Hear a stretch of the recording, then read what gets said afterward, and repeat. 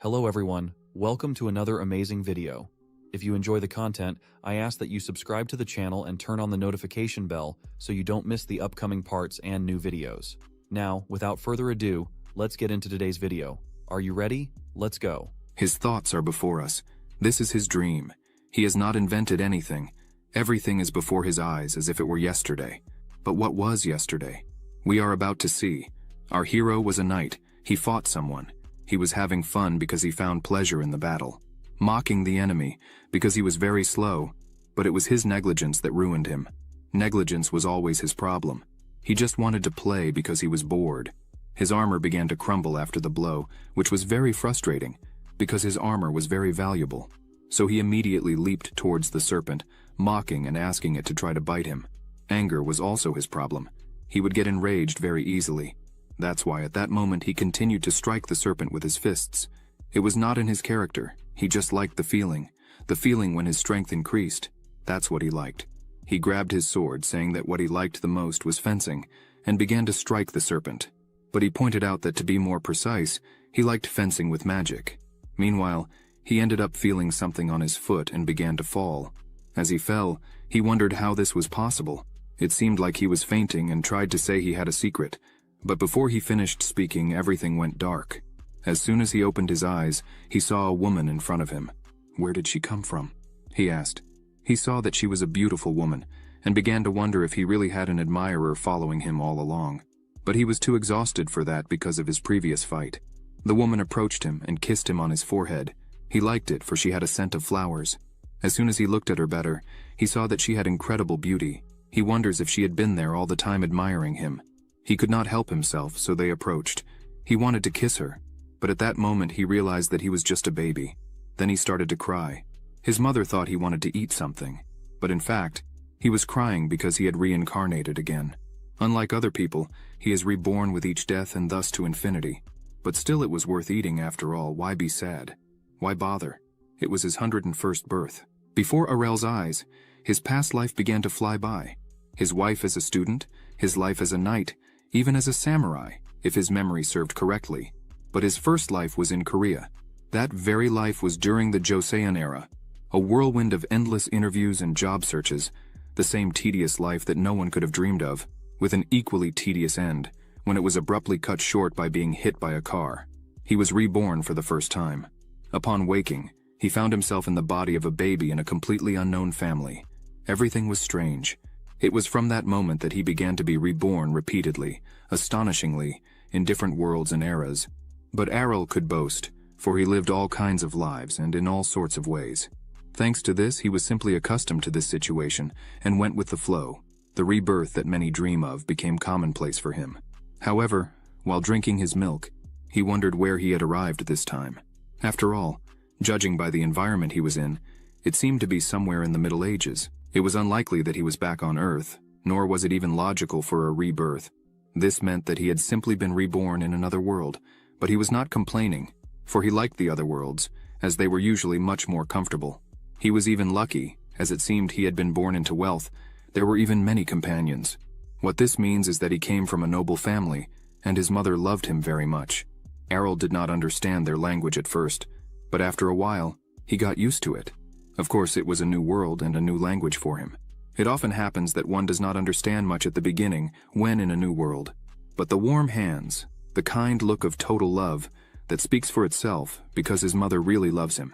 Having changed hands 100 times, he can tell exactly which ones gave birth out of a sense of duty, and which did not. As bitter as it may seem, there were times when he was abandoned after birth or forced to repay the life that had been given to him. However, he had a good feeling about this life. He heard one of the maids addressing his mother. The maid was saying that his mother was tired, so she offered to take care of the young prince. At that moment, he realized he was a prince. His mother looked at her and asked if people would even recognize this baby as a prince. The maid said that of course she did not think so, but Levana asked Chena to answer honestly since they were alone in the room. She asked if she also thought ill of her son. Levana says that not long ago she was a servant like her. Arel soon realizes that this is why his mother seemed sad. Levana explains that he is called a prince because he has the king's blood, but in truth, he was far from a life of glory. Levana continues to say that besides the king's blood, there was also her blood, which was merely that of a commoner. She thinks that in the future, Arel might blame her for this. China immediately disagrees, saying that would have no chance of happening. Levana continues to say that, even being a prince and having imperial blood, his fate would certainly not be easy. It would have been easier if her son were not a prince at all. She looked at Arel and asked for his forgiveness. She knew what the other noble families said about her and her son. It was because of her that Arel had no right to inherit the throne. She blamed herself. But Arel did everything, so that his hand would wipe the tears from his mother's face. She immediately regained her composure, as she realized that her son probably understood something and had tried to comfort her. Chena agreed with her, smiling.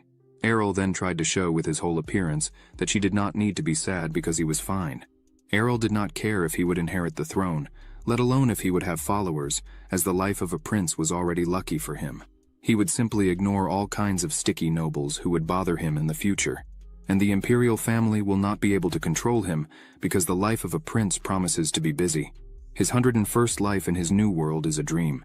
Such is the life of the emperor's son, as well as of former servants, where the mixed bloods have a life that could be quite pleasant. He could almost every day have fun with women and have absolutely everything that his soul desired. And with the emperor's blood, then he would have more or less comfortable conditions guaranteed.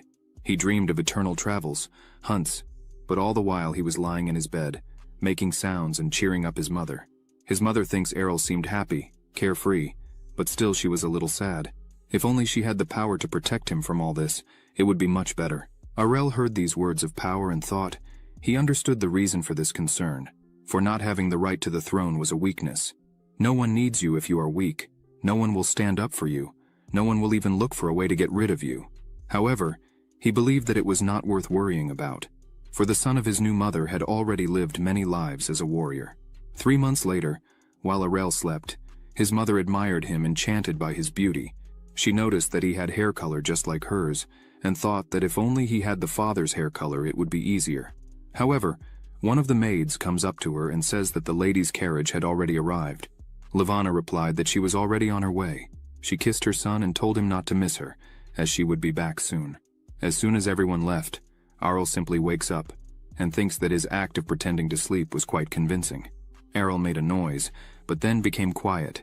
He hoped that the nanny wasn't rushing over to him, because there hadn't been a second of peace since he was a baby. Everyone kept an eye on him.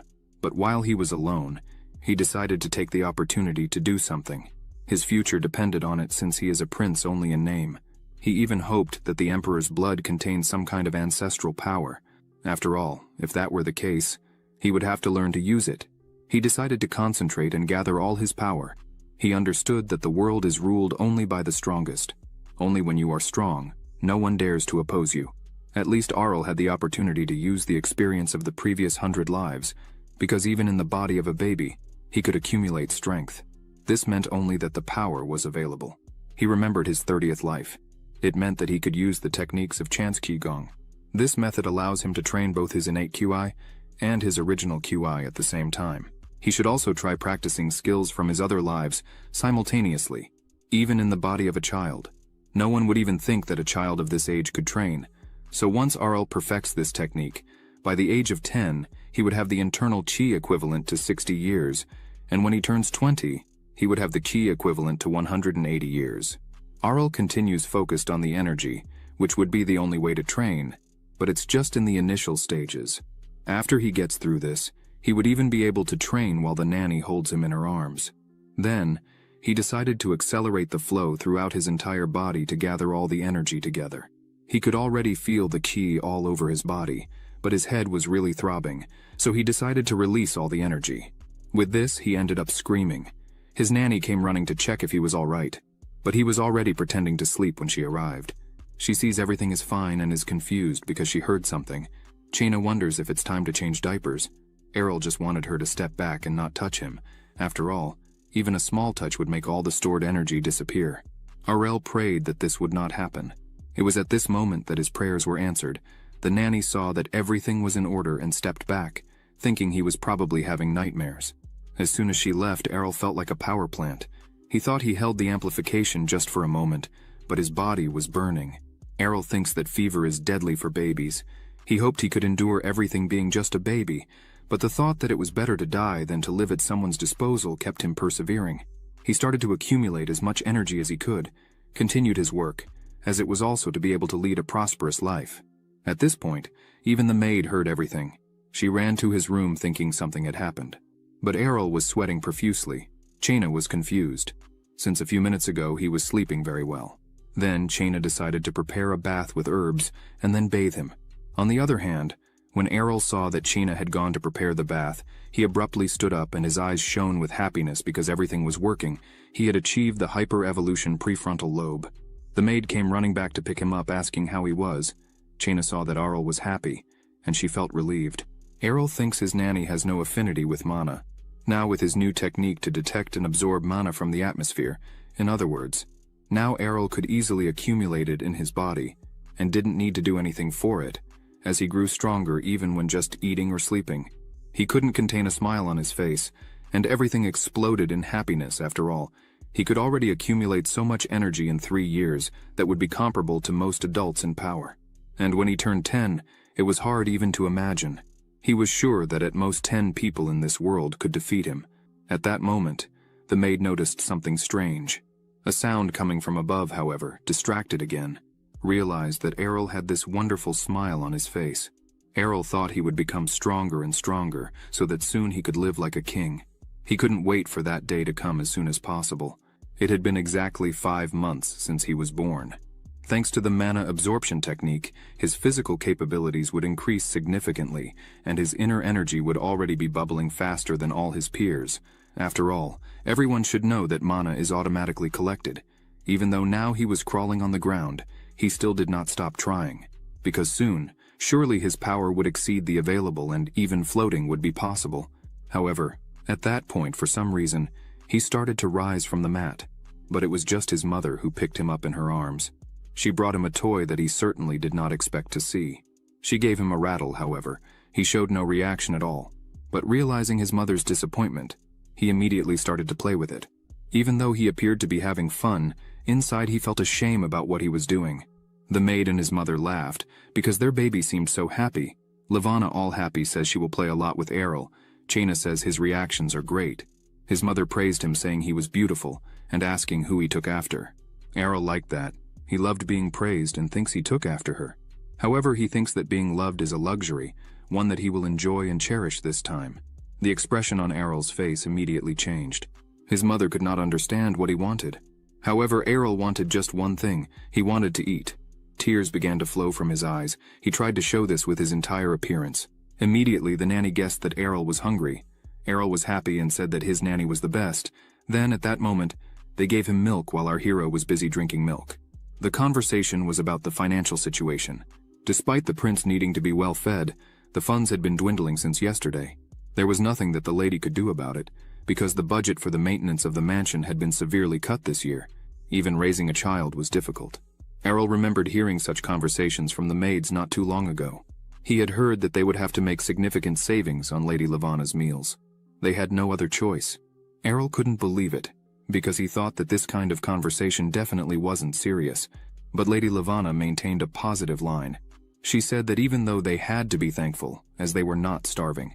Chaina says that at least they hadn't reduced the number of soldiers. Errol, hearing this, wonders if it's really that bad.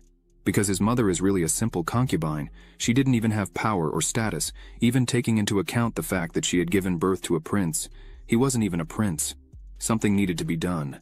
Otherwise, something bad would certainly happen to the prince. Errol couldn't believe it, because he thought that, being a prince, it would not be allowed for him to die in infancy. Levana had not been given the opportunity to see the king in person. She said that it's simply impossible because he is too busy. Errol began to understand. Now everything was clear to him, where his mother was constantly going in a carriage. She wanted an audience with the king, and it seems that she was unsuccessful. But no matter how cruel the ruler was, it's unacceptable to behave this way with the mother of his children. Why does he do this to his mother? Because she already has enough abuse from the nobles. What to do? Because even if the king was originally indifferent to her, such an attitude is simply inadmissible. Errol started to cry, which allowed the nanny to hand him over to his mother's arms. He really wanted to help her. Even being a child, he knew he could do something. Not much occurred to him, but he had to think of something. All he had to do was get through this winter, because in truth, it all boiled down to a lack of money for all their needs. And in winter there was a new expense, such as heating. He thought, How could he help after all? What exactly could he do? He realized there was still one thing. He thought about the fact that if coal is a carbon structure like diamonds, and he noticed that Mom wore precious stones, then in this world they are also very valuable. That is, if he didn't have money, he could at least get valuable stones. However, his legs were too short for him to get out of his bed. He realized he had to think of something else. Arl thought that with all the amount of mana he had, he was capable of freeing himself. Now he could fly to his destination. He realized that no one used coal much anyway, and most importantly for him at this moment, there was plenty in the fireplace. He wanted to transform that pile, so he decided to hurry, because he needed to transform it into diamonds while everyone was asleep. Errol created the necessary temperature and pressure to transform coal into diamond. He did not hesitate to spend all the mana. He generated more and more of his inner energy, knowing that if it worked, his mother would be happy. All he wanted was to see his mother smile and be happy in her life. At this point, the entire chimney was in smoke. Errol was successful. He obtained such a beautiful and shiny diamond. He was sure that was it. The only thing left was to find a way to deliver it. He was happy that he managed then. In the morning when Chena came to his room, she realized that Arl was not in his bed. She couldn't understand how he got out of his bed. The bed is too high. There's no way he could have gotten out. Chena wondered if Errol really spent that whole cold night on the floor. She picked him up in her arms and also realized he was very dirty. Chena noticed the place was all messy. The fireplace was a mess. The carpet as well. She immediately imagined that he had been playing all night. Chena says he can no longer stay on the cold floor. Arl thought that there was no need to worry. After all, it was Prince Errol they were talking about. The nanny noticed that Errol was holding something in his mouth. She asked what he had in his mouth and said he couldn't just put anything in his mouth. However, as soon as Errol opened his mouth, she saw it was a diamond. She didn't know where he had found it, and wondered if it had been on the floor. Chena couldn't understand how the diamond could be there. She herself takes care of the treasury, and there was nothing missing. Moreover, there was not even a diamond listed. Chena hugs Errol and thanks him. Errol thinks his hand would also be very happy with this. After this moment, cars with supplies flooded the palace. They received enough wood to survive this winter, general provisions. That diamond was precisely at the most favorable price to cover 5 years of living expenses. Levana asks if they did the right thing, and if it belonged to someone. Chena says that simply could not be, since the castle had been built almost 100 years before Lady Levana settled in. Everyone thought it was a gift from God, sent from heaven for their prince. The mother was very happy because she believed that it was, indeed, a gift from God. Errol thinks and asks her to wait until he grows up, that he would surely free her from all her worries. He imagined himself as an adult, standing before his mother, but at that moment he was too young. He promises that he would show to the king and everyone else the existence of Errol. Thanks to all this, the palace kept the fireplace warm throughout the winter. Lady Levana could hardly eat alone from so much food. Levana asked about the food for the servants, but Chena told her not to think about anything, as she just needed to feed herself freely. Everyone was happy. The maids were hired again. But most importantly, Arl's mother stopped being sad. She was always beautiful, always smiling. That winter was the coldest of all, but they went through it in warmth and comfort. A year later, Chena was choosing an outfit for Errol. Levana says they were good, but Mommy still chose clothes of a more rigid nature. Errol hardly liked anything, and generally did not like changing clothes after all. What kind of holiday was approaching? But it left him so tired. Errol needed to rest, so he thought how to make a request worthy of a prince. Then he threw himself on the floor and started to cry. Chena noticed this and thought he was sleepy, so immediately he was calmed, changed, and put to bed. Arl was happy that everyone was finally moving away from him, so he could rest. On the other hand, the nanny was happy because today was the day they could officially introduce to everyone the prince of the imperial family, as he was officially recognized as a member of the royal family. Errol heard this and was shocked. Could it really be happening? Levana was very happy, for he had grown up a year without a single problem. But Lady Levana was worried. She says Arl could be a prince only in name, but royal blood runs in his veins. She wonders if the king would miss his son's birthday. Chena says she thinks the king was not ignoring Arl. He was just waiting for the right time. Since bad things can happen to newborns, so he started to reassure her because they usually avoid their newborns. Errol was even more shocked, as his birthday was really so close. Were everyone preparing for a very big banquet for him? Miss Levana, on the other hand, was very happy, as her son would officially become part of the royal family. She was happy because the empire's laws were on her son's side. Arl thought that was why his mother was happier than usual. However, he wondered if all the other aristocrats would attend this banquet. He even wished to finally see his father, whom he had not seen since his birth. At the banquet, there was an incredible number of aristocrats, as well as people who did services. Errol was incredibly curious to know how much money was spent on all this. Despite everything, everyone was incredibly well dressed. Does everyone dress like this for banquets? China says it's not that Errol didn't like all this, but he was a bit confused by the new faces, because the prince had never seen so many people before. His mother began to calm him, saying that everything was fine, as he was the most important there. But the aristocrats had already started looking at him askance, yet Errol paid no attention to them, as he needed no one. And where was the emperor, his father? He just wanted to look into his shameless eyes. Errol wanted to use this banquet to make a strong impression of his existence on the king. These people arrived, the imperial family. Errol immediately began tugging on his mother's dress, asking her with all his manner if it really was the reigning empress and the children, beside and especially the eldest. Why was everyone so serious? Because everyone passed by his mother, as if she didn't exist. But despite all this, Errol's mother was not offended by their pedantic behavior. She asked Errol if something was bothering him or not, because it would soon be over, she promised. While Errol's mother smiled, he noticed that her gaze was going somewhere. She was staring at Errol's father, who exuded an incredible energy. After all, he was just passing by, and all the chatty nobles and servants immediately fell silent. Everyone bowed their heads before him. After all, even Errol felt the power emanating from him on the level of masters. Errol couldn't understand whether his father was looking at him or his mother. He regretted very much that rebirth did not give him the ability to read other people's thoughts. How good it would be if Errol knew what everyone else was thinking. After a while, everyone began to give him gifts. All congratulated him, and it was a great honor for everyone to see him. When it came time for the imperial family to congratulate him, they did not hesitate to openly express their attitude towards Errol and his mother. All this attitude did not leave Errol at ease. He tried to break free from his mother's hands to attack these people properly. How dare they treat her like this? He realized that absolutely everyone there was equally unpleasant and rotten inside. He wondered if he really should burst their ears with his super cry. But Errol did not want to embarrass his mother. He decided that the best way now was to remain nice. After all, everyone around was hypocritical at that moment, unfortunately. He just wanted to get out as soon as possible. He thought of falling asleep in his mother's arms. But at that moment, while he wanted to sleep, he realized that he was probably in front of one of the daughters of one of the emperor's concubines. Errol thought she was a lady, even so young. However, they had already left when the banquet came to an end. Errol, along with his mother, were able to breathe a sigh of relief in unison. But it wasn't over there, because his mother was approached by the empress herself. She says it's been a while. Levana responds asking if Elia was okay. Elia responds that yes, everything was fine, thanks to her son, the heir to the throne, because he was always there. Arel did not like to see the empress boasting about her son, but that was exactly what was expected of the empress. Despite all this, the empress began to say that Arel was very sweet and very much like his mother. Arel saw nothing good in this, because surely it was she who had a hand in their difficult situation. Even if they didn't care, the castle's funding would not have been reduced so drastically, to the point where they had to use knights to chop wood, and their clothes looked like they were sewn by servants from rags and scraps. The empress says to Levana to enjoy all her time with Errol. Levana thanks her and says she will. But as she left, she smiled mockingly. At that moment, Levana saw someone she definitely did not expect to see. She saw the emperor himself.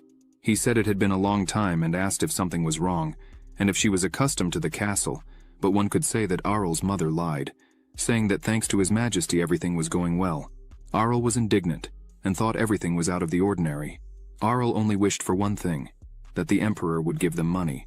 Errol began to cry a lot, which made the emperor ask to hold his son, whom he had not seen for a year. The emperor did not understand why Errol was not crying, since his other children always cried non-stop upon seeing his face. Errol, however, after hearing this, thought that if he should just smile, because a man who does not melt at the smile of his son cannot be called a father. Surely the emperor liked him, after all. Up to then, he had not been afraid of him. Errol began making a strange movement to make the emperor put him down, thinking he could walk. But Levana said he still couldn't walk. She mentioned he was only 1 year old, but at that moment, Errol simply stood up and walked. Errol understood he was the center of attention at that moment and had to show all he could do. Everyone was ecstatic because finally, their little one had taken his first steps. This even caught the emperor's interest, who noticed Errol was trying to show something to him. In turn, Errol understood there was still a bit to be shown because he would demonstrate he was definitely different from other children. He would do this in front of everyone. After all, he is Prince Errol himself. However, as soon as he reached the table and tried to lean on it, the whole table with the products simply fell and began to collapse onto the tablecloth, along with the drinks. His mother and the emperor were very worried because all the products began not only to fall to the ground, but also to break and spread. But it was okay because it was exactly as it should be. Everyone was so excited about the prince's first steps that no one would notice that this was a well-planned strategy. He chose the right moment because it was exactly what he wanted, and also for a shocking effect. He just needed to pick up and scream. After all, he is a child. While lying on the ground, he was picked up by the emperor, who asked to see him. He saw that Errol was just dirty with wine, but nothing more. He was intact, and also needed to be changed. Chaina already wanted to take him from the emperor, but he said it was okay. The emperor had torn off his outer clothes, and noticed the terrible clothes that Errol was wearing underneath. Chaina was shocked, because when she changed Errol, the clothes were good. Everyone began to notice, and started to speak ill, and that such clothing was unworthy of a prince. However, the emperor angrily ordered everyone to be silent.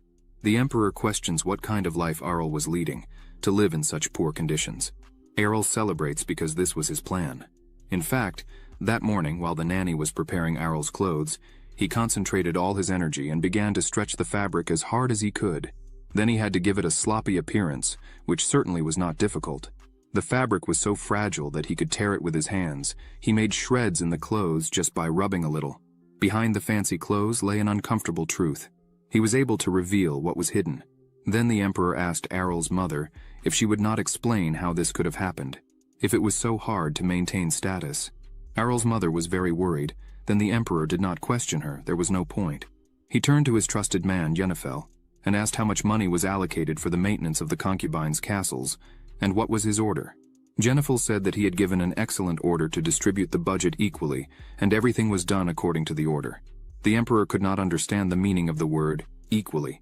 Because nothing was correct, he also asked to bring the budget report as soon as possible.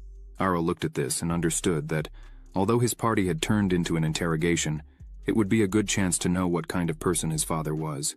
Errol's mother said it was all her fault, but he asked for his little one back. However, it was Errol who realized that this chance was the only one for all of them, and asked for his mother and nanny to hold on a little longer. While everyone was in turmoil, the emperor's secretary was delivering the documents. Everyone understood what was about to happen, as the emperor realized what was going on. He couldn't even believe it. He used his power to burn the paper delivered, which surprised Errol a lot. After all, he couldn't even think that the emperor was not aware of everything. The emperor turned to the empress and asked what was wrong, as there was a flaw in his predecessor, and his concubines received almost nothing, but the only thing the empress did was pretend she could not believe it. Then the emperor, with an incredibly serious expression, asked why he did not know that the distribution of the budget was precisely his direct responsibility. The eldest son wanted to speak up for her, so he came forward at that moment to express his own point of view, saying it was a kind of misunderstanding, because the empress certainly would not have done such a thing.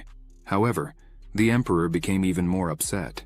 He said that there was no difference because she was the leader responsible for the mistakes of her subordinates. It was because of her negligence that his younger brother was left hungry and without clothes. The eldest son looked at Errol with very guilty eyes, which definitely did not please him. Errol did not feel the queen's aura because of the king's charisma. Then, the father asked the eldest son if he wanted to say that his mother had nothing to do with this. He remained silent and lowered his head before the king. The emperor approached the empress and said he was very disappointed with her. Lady Lavanna began to tell the emperor not to blame her because everything was her fault, as she did not deserve such a thing. The emperor could not understand what she was talking about after all. What mistake? Lavanna just looked at him. The emperor tells her that she gave birth to his son. That is enough to be considered a member of the imperial family. Miss Lavanna blushed a little, and the emperor touched her hand and said that she should be proud of herself for being part of the royal family. The two looked deeply at each other, and it was this image that caused a bad reaction from the empress. The emperor returns to talk with the empress and orders her to find the culprits and make them pay. He adds that he will no longer tolerate such mistakes. The empress looked at the ground. Her hands were trembling a lot, but still said she would ensure that this would never happen again. The emperor looked at her one more time and warned her for the last time that she would be punished next time. She continued to apologize, promising to find the culprit and punish them severely, but deep down she just thought it was the fault of these despicable people. The empress approached and said she did not know how it happened, nor even how to justify herself before Levana. Arel understood that she was pretending, and thought that nobody would fall for such a bad act. However, his mother said that Aaliyah did not need to apologize to her. Arel could not understand at all what his mother was doing. She should at least hit the empress, as clearly the empress, who seemed to know everything, was before them. The empress said this would never happen again, but Arel could not see sincerity in her eyes. At least she should appear guilty, and that goes for their eyes too. Arel wonders how many of them are involved in this. At this point, Arel's birthday came to an end, and the hole in the budget was plugged. Not even the empress was involved in it. They quickly found the guilty party, a family of lesser aristocrats, and then, without special procedures, they were simply executed in the palace. The servants discussed the fact that at the end of the investigation, the aristocrats even admitted their guilt, but could not imagine where they would spend such a large sum of money. Everyone was glad that everything was resolved, but only Arel realized that the real culprit, or rather she, had escaped punishment. The case was closed immediately. He thought all this was incredibly unfair, but as soon as he grows up, he will certainly make everyone else pay. While he was still not grown up, his body really wanted to eat, so the only thing he could do was cry. Chaina saw and went to see what it was. Arel was already being fed with a spoon. He was happy with his current life, but still thought he needed to work on his body, as he would still be a baby for a long time. However, after some reflection, he realized that all he had to do was eat and play. After eating, he decided it was time to sleep. Arel woke up with the noise of a carriage arriving at his house. He noticed that several people got out of the carriage. He could see this because he went to the window while his nanny slept. He heard 3 people entering his room. One of them was his mother, and more footsteps of an adult and a child. Arel forgot the nanny, and feared that if she woke up, everyone would see his power. He flew towards the nanny as fast as possible, and as soon as the adults entered the room, they saw Arel pinching the nanny's cheeks. Seeing this scene, Lady Levana screamed at Arel to stop hurting the nanny, because the nanny should be loved and obeyed. At this point, the nanny herself realized that Lady Phenelia had also arrived. China immediately greeted her and apologized as she had not prepared anything. However, Lady Phenelia, who had just arrived at the castle, asked China not to apologize, as she herself had not notified anyone of the visit. Arel remembered she was another concubine. Levana said that if they had been notified of the visit in advance, they would have prepared something for her.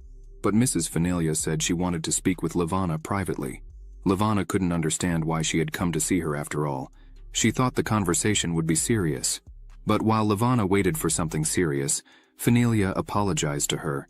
Levana choked on her tea after hearing the apology, recomposed herself, and asked what Phenelia meant. Phenelia apologized for not behaving properly at the banquet in honor of Prince Ariel's birthday. She seemed truly remorseful. In the past, as the war reached its peak across the continent, her Kenchester family was the one that contributed most to the victory. There was no one in the empire who hadn't heard of her family, but that was a thing of the past now. Due to the fact that recently no strong boys for the war were born into the family, the glory quickly faded. Rumors emerged that they had been financially tight in recent years, so Mrs. Levana asked if she had come because of family problems. Phenelia said they were really in debt. Remember the Empress forcing her to do something, so it was very likely that her family was to blame for the hole in the finances. At that moment, Phenelia took out her money bag and placed it on the table. Levana asked why this was. Phenelia said it wasn't enough to solve the problem, but she wanted to give this to her, and says she really regretted it.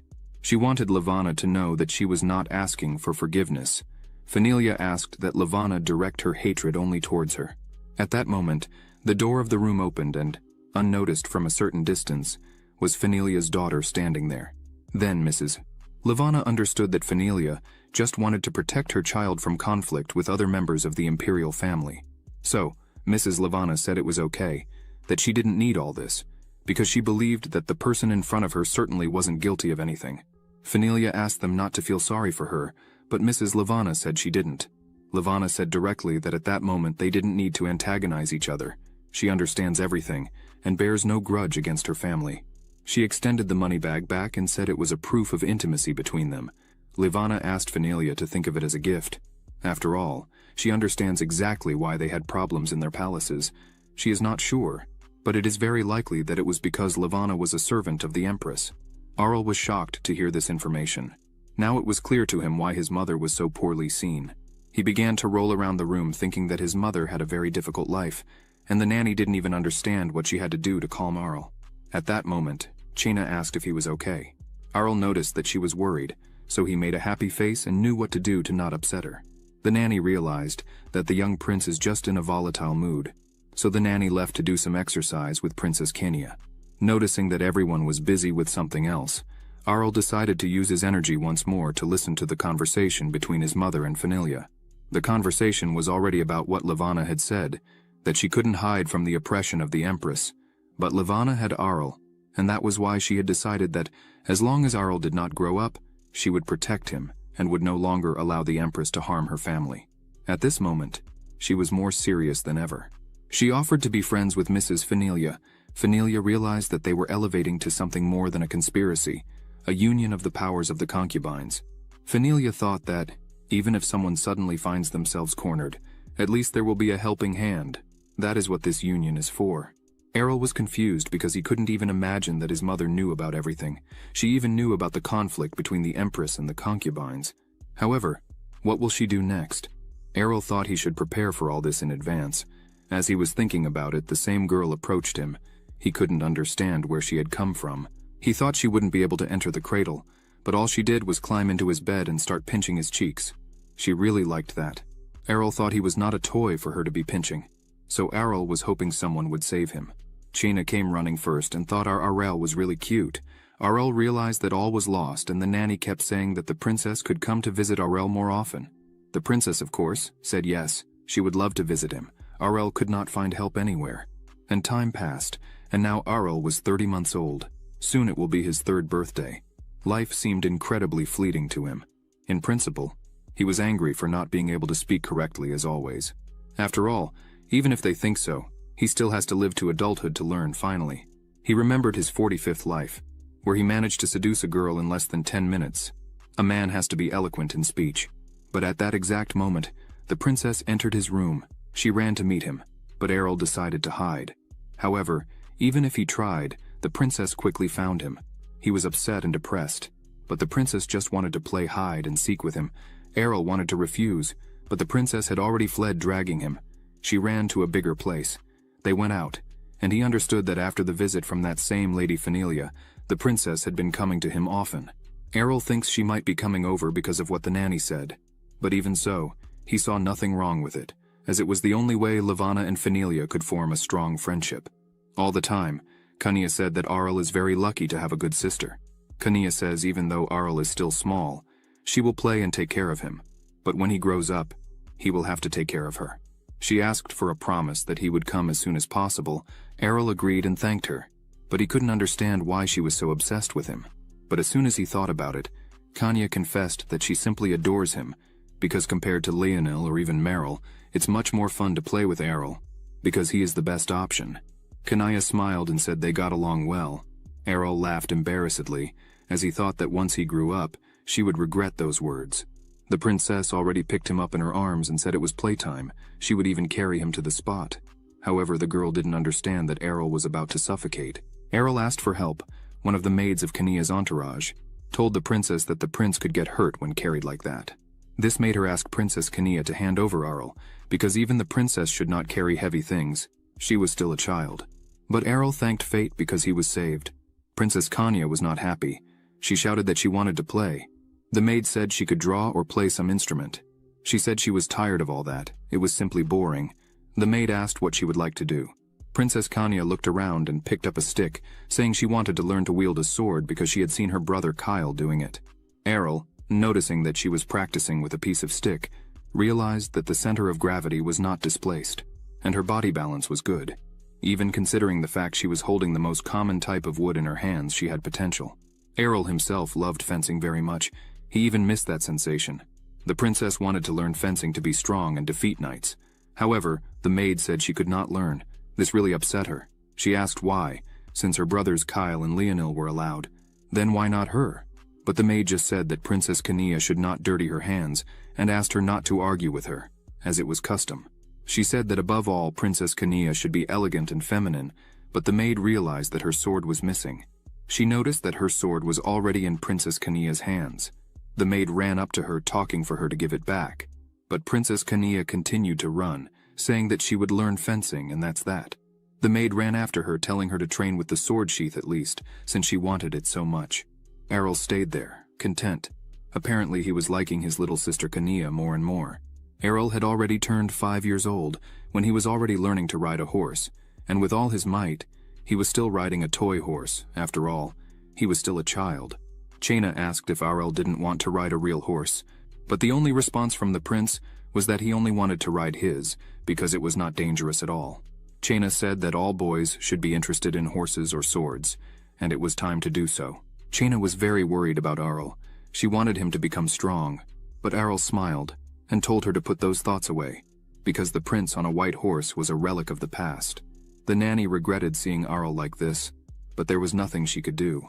Errol thought and realized that of all the lives he lived, his extreme talent would only bring misfortune. He had achieved perfection in fencing and had to constantly face others who dared to challenge him. When he excelled in magic, he had to confront those who tried to destroy him. With all this skill he accumulated, he always found himself in front of conflicts. Errol had some problems in the palace, but what he was doing now was important. Chaina wished that Errol would work well, that he would work productively. Well, as soon as the door closed and Errol was out of sight, he immediately lay down on the bed because only losers should work, not him. Errol was constantly crying, constantly seeking pity while trying to calm himself down. Then we realized that the only thing Errol didn't want to do was simply to study. Chaina said that Errol was already 5 years old, the right age to learn about the world around him from all angles. However, Errol told Chaina that he didn't care about the outside world. He didn't want to know anything about it, as he didn't need to. Chaina sighed and said that Errol speaks as if he had lived several lives. This surprised Errol, as he could not have been found out that way.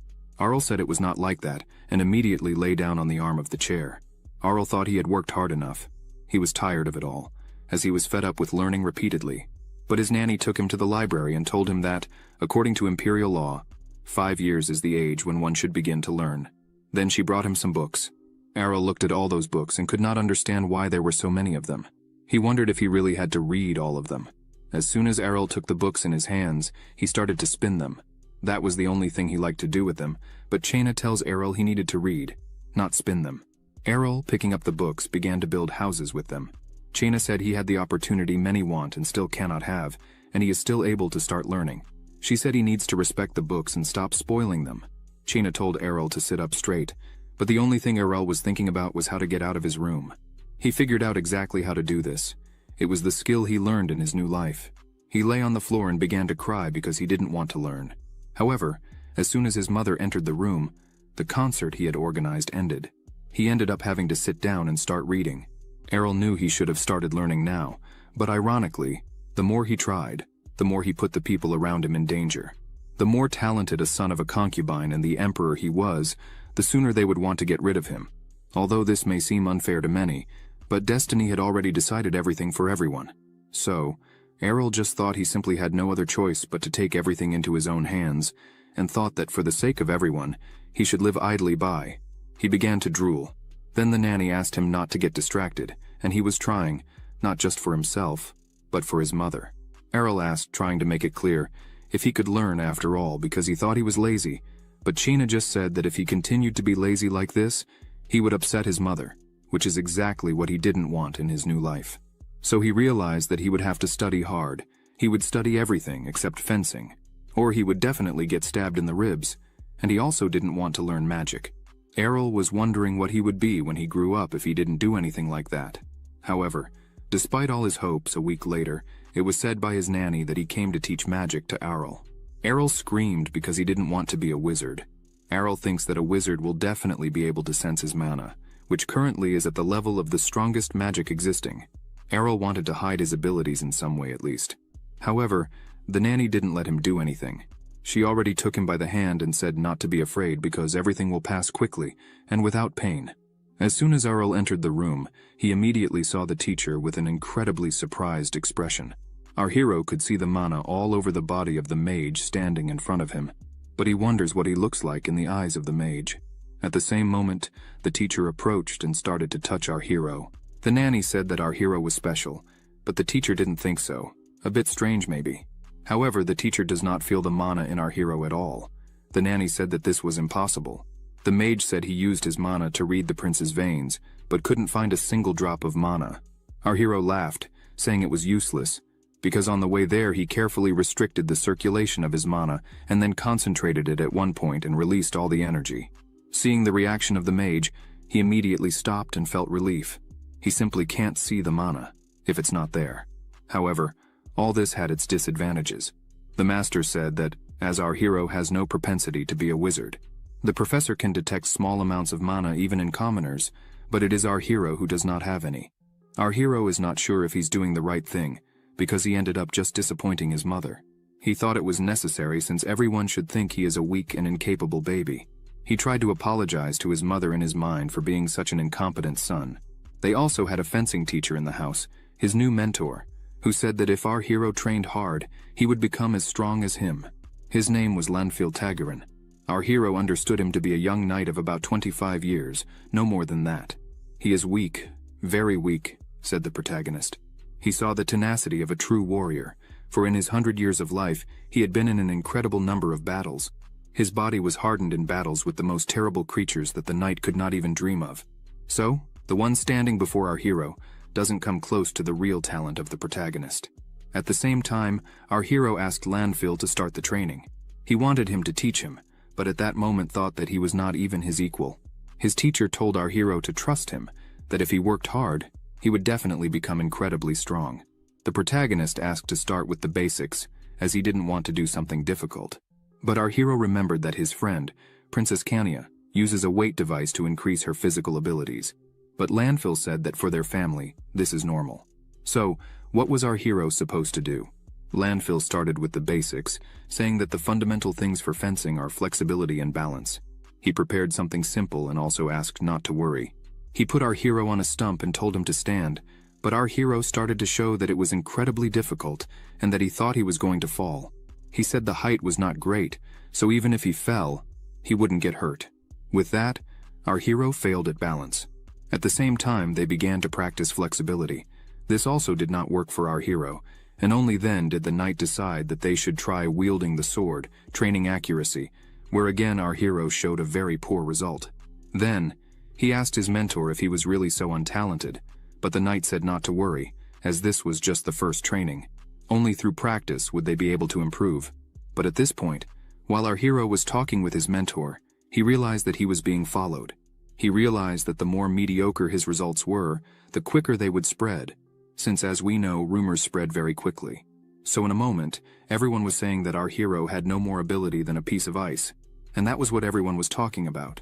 A man who was probably watching our hero said that our hero's body was so weak that he could barely stand up, even stating that he had no talent for fencing. The Empress was pleased to hear this, but only our hero understood that the rumors might calm his guard. At the same time, while our hero was eating his food, he asked when his teacher would arrive, but the nanny replied that it would not be long. He realized that now everyone was saying he was a useless prince, since almost all teachers refused to teach him. However, he found a hero who decided to come, a man named Gamal Pernea, and today he became our hero's new teacher.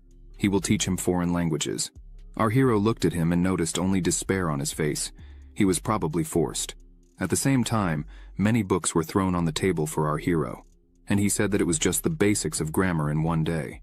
He said this was the normal pace of study, because they were already planning to move on to a new topic tomorrow. Our hero did not understand what was wrong with him, so he decided to pretend and try his best. He did not understand why the teacher kept pressing him, even though he did not ask for an opinion. Would the teacher simply ignore him in all classes? Even though our hero was incredibly small, it was in languages that he was skilled. He had learned many languages in all his past lives, so his language skills could be considered great from the start. He decided to find a dictionary, a grammar book, and more foreign literature. There was much to see in the world, and all languages were built on a similar principle, so it was only a matter of time until the teaching was completed. Throughout the night, our hero spent reading books. In the morning, our hero was asked how he even claimed to have learned all the material, but he said it was all true. The teacher was shocked, but our hero understood that, compared to the languages of neighboring countries, his native imperial language was still somewhat difficult. The teacher asked him to read his book, which he was about to open for him. The young prince kept thinking that, no matter what a child could do, reading even a simple book before 12 years old was difficult. At the same moment, the young one began to read, surprising the teacher because if a student succeeds, the teacher's reputation also increases. He had chosen what could be a genius of a higher order. At this point, the whole country was shocked, as the prince could not only not use magic, he did not know how to use it, he did not possess it at all. So how could a fool like the young prince learn languages in just 2 days? At the same moment, everyone thought our hero was just a genius. And the source of the rumor was the fact that the teacher, slightly drunk, began to talk about what he had seen at first sight. Finally, the rumors reached the emperor, who realized that if the sword or magic were not the prince's skills, it would not be easy to deal with his thing unsuitable for him. He even thought he was truly a genius. The lady spoke of her regret for her and her son having saddened him. She noticed that her son had changed a lot. Was she educating him correctly? The emperor noticed the excitement on the face of his concubine and approached her. He asked if she was really worried about him, as the emperor thought our hero was growing up to be an incredible boy. And here our hero saw the full picture. He said he would still show the wonders of the world, but it's better to show them in doses to keep interest in his person, and while he is still a boy, he can relax and reap his benefits. For now he is cosplaying as a genius. A few days later he was allocated to the court. Surely it was the emperor who decided that he should be protected, as our hero did not know how to fight. He loved having such a thoughtful emperor father, but at the same time was distracted by a very loud sound. It was the nanny who brought something very heavy. Our hero wondered what it was about. Then, at the same moment, his mother told him they were gifts from the emperor himself. He was surprised that his father had given him a present, but when he opened it, he noticed they were just jewels. All these would be precious gifts from the emperor himself, but our hero was only interested in one pendant, as it seemed to help concentrate and activate mental abilities. However, it's likely that this thing would only boil his brain and leave him very tired. All the nannies were enchanted with our hero as they read him incredibly well. Our hero understood that most likely they saw the object just as a pendant, while he saw something inside the stone. He had no use for it, although he even thought of giving everything to his little sister, as she had been training very hard lately to be a real orangutan.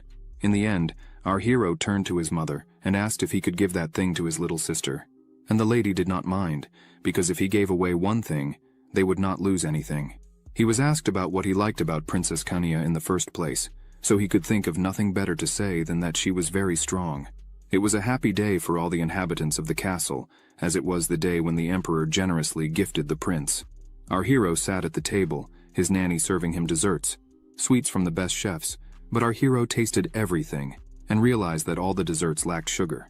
The nanny asked if she should call the chef or not. After a small silence, our hero said to call the alchemist. The nanny was shocked by this statement, but our hero was just thinking about getting some Coca-Cola or chocolate. Therefore, he needed the alchemist to recreate that flavor. So the nanny asked why he needed an alchemist. At this point, he realized that even if he tried to explain, she would not be able to understand anything, because it would be strange for a 5-year-old boy to demand an alchemist to recreate the flavors that he had had in his past life, the flavors that he liked. Without the alchemist's help, it was simply unrealistic and impossible. He had no idea how to process products to achieve the same flavor as Coca-Cola, because such technology doesn't exist in this world anyway. And our hero is so eager to drink a chilled, sweet, fizzy drink. However, as he is a genius, he will think of something. He immediately went out the door saying he was going to study. The nanny even thought she had misheard, as she certainly did not expect to hear that from our hero. He understood that Coke is a set of chemical reactions, and he definitely needs an alchemist to attempt this.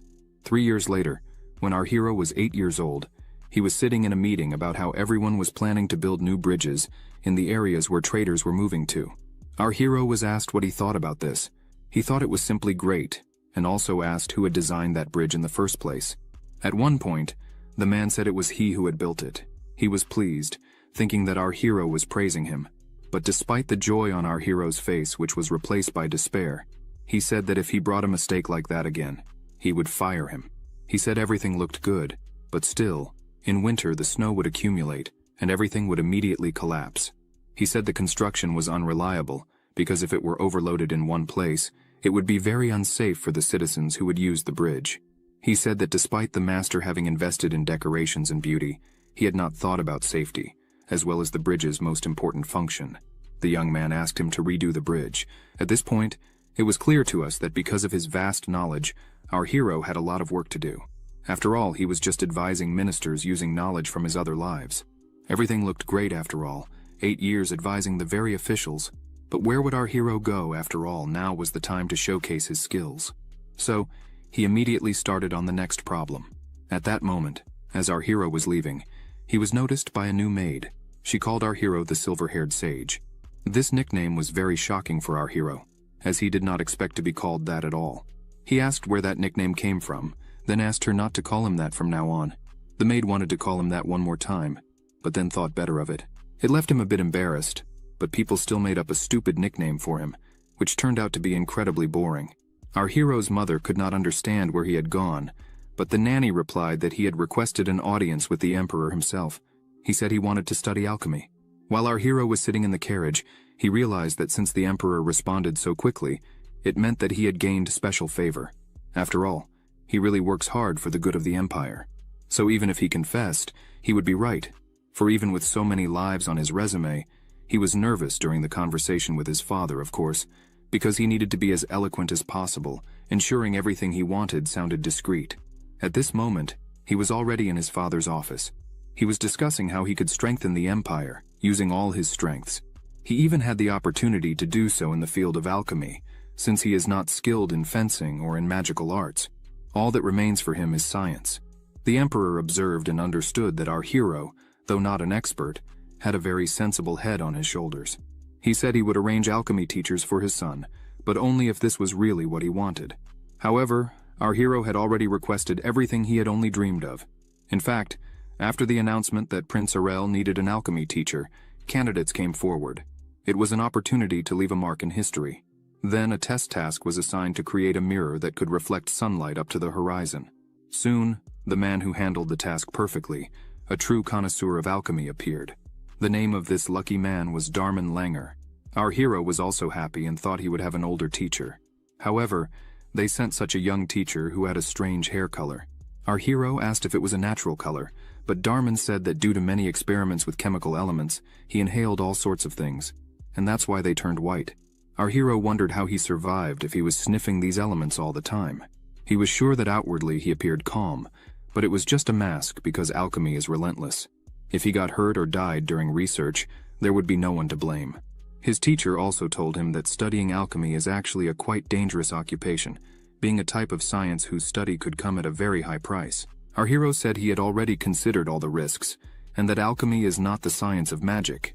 He doesn't expect to be taught how to turn lead into gold, as he just wants to explore things like metal alloys, how to find the strongest ones, or create a material that would make building houses easier. At this moment the master was moved, as this meant that the rumors were not lying. The prince indeed was different from all the others. He was actually the genius who would one day lead the empire. Darman kneeled before him, saying directly into his eyes that he would teach him everything he knew. After several days studying alchemy, Darman asked if our hero had really studied alchemy before. The hero couldn't hide that he knew quite a bit, as it was so obvious. Then, he told his teacher that he had just read a few books. The teacher was happy, realizing that the rumors were not lying, and our hero was glad he had not suspected anything until now. At this point, he didn't continue his experiments until night, while Darman helped him all the time to make the right decisions. Thus, our hero now knew how to extract lead and other chemicals, except for metals or medicines. Everything was identical to what he already knew, and there wasn't much difference when experimenting. Everything went according to plan, but at a certain point, a petition reached the emperor from his son. His son decided to expand the cadre to 4 alchemists. The emperor immediately ordered that the best alchemists of the empire be assembled. His servant was worried about what the little prince was going to do with these alchemists, as they were spending the empire's budget on their research. People might start resenting them, but the emperor remembered his son's words, remembered how right he was about this. He understood that his son was working for the good of the empire. A while later, our hero told his hires that he wanted to invent a drink through alchemy. This invention nobody could understand, as our hero, with such an incredible brain and knowledge, spent his intense creation on a drink. Many people were upset because they left their previous jobs for this, but our hero asked them not to worry, as he would pay them all more than enough, regardless of success or failure in this business. Thus, at that exact moment, everyone started saying they would help. Many had heard that such development already existed, however. The prince really wanted something of his own. Our hero understood that it was an incredible motivation. Money and fame, these were the two things that would work for him. So they would have to hurry up and create an amazing soft drink. A few days later, a man with a cart was arriving at the palace, transporting barrels that had come from all over. Errol was pleased with this, as the sparkling water had finally arrived. Damon opens one of the barrels, asking if they were going to drink that, but as soon as he looks inside, he sees dark water and a bad smell. Ariel approaches, saying they would not drink that yet, as it was just a raw material for the drink. But as soon as Errol looks inside the barrel, he also feels the same bad smell as the man. Errol says this is not working and there is no chance they could drink that. Errol starts checking all the barrels and realizes that all the water that had arrived was bad for consumption. Then, he turns to everyone and says there is no other way, they would have to make artificial sparkling water, which surprises everyone. The confused alchemists start reading the papers Ariel had given them, but Ariel starts smiling and says it would not be easy to find some clues, based only on the basic theories he had given them, which makes the alchemists a bit more apprehensive. Ariel emphasizes that he trusts everyone there, as they were the best alchemists they had. So, they could do it. Errol goes up to Damon and asks what he thinks. Damon smiles, a little worried, but agrees, saying they are the best alchemists in the kingdom of Ernesia, so they could do it. Errol walks away humming and says the pleasure of alchemists is to test theories and put them into practice. So, he would not interfere anymore, taking their time. As he leaves, Errol wonders if they could really do this in a week. Even so, Errol points out that he has already intrigued them, so they would probably do their best to do it as quickly as possible. A few days later, in a room of the kingdom, some shouts are heard, telling all the alchemists that he promised this would bring vitality to the kingdom of Ernesia. It was Arl, who was in a room with his alchemists around. Arl complimented his words, saying that this sparkling water they were producing would bring great fortunes to the kingdom. The alchemists were not so confident about it, but Errol appeared to be extremely satisfied with it. Errol takes a bottle in his hand and thinks he did not imagine they would make the sparkling water so quickly. He starts to say that with this, they have completed the first part. Now they can start testing the water. Damon points to the water and asks Errol if this sparkling water would really become so popular. One of the alchemists says the water really can give a small jolt to the person who drinks it, but the taste is extremely strange. Errol claps for everyone to pay attention and starts explaining that they would not drink it the way it was. Before consumption, they would mix it with fruit juice or alcohol. Chenna enters the room with a tray with some glasses. Errol thinks his original idea was to recreate Coca-Cola, but unfortunately, he cannot obtain coca leaves. Note: in the year of 1903, the then owner of Coca-Cola, Asa Candler, sought the German chemist Louis Schaefer so that he could produce a compound of coca without cocaine. In the same year, Coca-Cola removed cocaine from its drink and replaced it with caffeine and coca leaves just as flavorings. RL solved this problem using carbonated juices, as this was not a bad alternative. RL takes one of the glasses and says he would start the test with lemon juice. Then, he begins to pour the lemon juice into the bottle containing sparkling water. After finishing mixing, he tastes it and simply realizes that the taste is wonderful and thinks he has finally hit the exact point. It is perfect. Errol distributed some to everyone present and asked everyone to try. There would be no problem, as it was just a normal drink. All the alchemists were impressed with the taste and how refreshing it was. Quickly they created a package for commerce and named it Prince Errol's Sparkling Juice, and surprisingly the drink became very popular beyond the kingdom of Ernesia, becoming a luxury item among the nobles, surprising everyone who tried it. This man, surprised by the taste, is the Lord of the Northern Territory, Count de Mont. He asks his butler if it was really Prince Errol who had made this drink. The butler says yes, the drink had been made under the supervision of Prince Errol. The drink became popular as an expensive luxury item, and also contributed a lot to the economy of the kingdom of Ernesia. The butler says he heard rumors that a carriage full of gold arrives at the concubine's palace every day. Dement says it was all his fault, as at the time when Arl was just a baby, he judged Arl, saying he would not amount to much in the future. Dement cries and hits the table, saying that if he had imagined Arl would be so promising at that time, he would have intervened. Then he shouts that, from today onwards, he would need to pay more attention to Arl's next steps. Meanwhile, elsewhere a sword training session was happening. Kanya was fighting and had learned very well. Kanya, now 16 years old, turns and asks Errol how she was doing. Errol claps and says she is doing very well.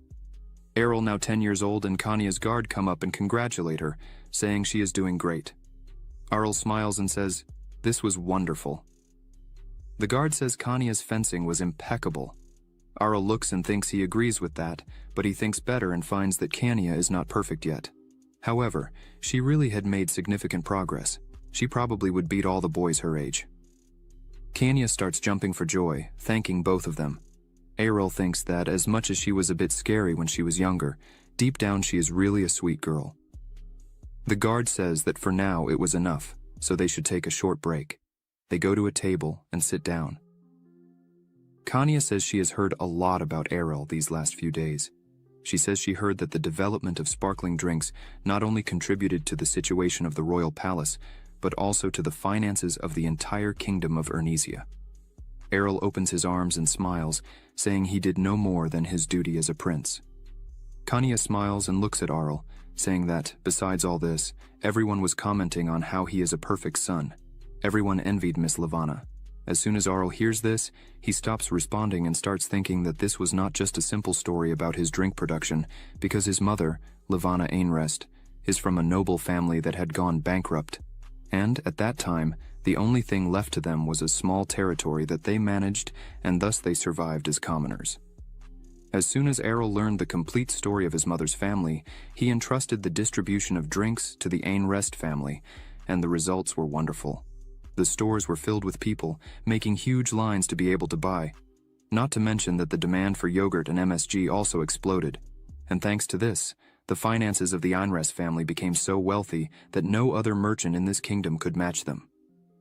Kanya cries and asks Arl to go a bit slower, as the two were almost the same age. So many people compared the two. Arl smiles and thinks that it was about this. Arl gets up and invites Kanya to eat and drink, as now he was very wealthy. But Kanya puts the wooden sword on Arl's neck, saying that it was of no use if he could not exercise or defend himself. Kanya says there would be no problem, as she would teach him to fight from today onwards, and hands a sword to Arl, who thinks she remains annoying. He thanks her for her kindness, but says he does not need it, as he was fine. Arl remembers that, in his other life, he was the best swordsman in the world and the best mage in the world. So, in this world, he did not want to attract so much attention, but as always, in the end, it did not matter. Kanya charges at Arel, who was forced to start fighting. Kanya was trying to teach him, explaining how he should do it, so Arel just accepted and began to do it, as it would be faster to finish this way. Arel realized he couldn't quite feel Kanya's movements, because Kanya's dream and goal, the desire to create a family and be a fencing master on her own, this kind of dream must have filled such a fragile girl with so much energy.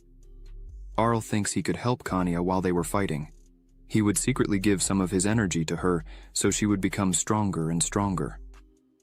Then they continue training for a while under the supervision of Kanya's guard. The next day, inside a carriage, Arl was passing through the city and everyone around was happy to see him. Arl looks out the window and thinks that maybe he is attracting so much attention because this carriage there is like a Ferrari. As he looked out the window, he sees one of his knights passing by and thinks that it's as if he had become an idol. Errol sits back and thinks that everything is going well, but what would his father talk to him about now? Errol thinks for a bit and suspects it might be about a new allowance due to the achievements he's been having. Then finally, Arl arrives and sits down at the table with the king, who is his father. He thinks that in the past, he was a bit embarrassed by this silence at the start of dinner, but now he had become accustomed to it.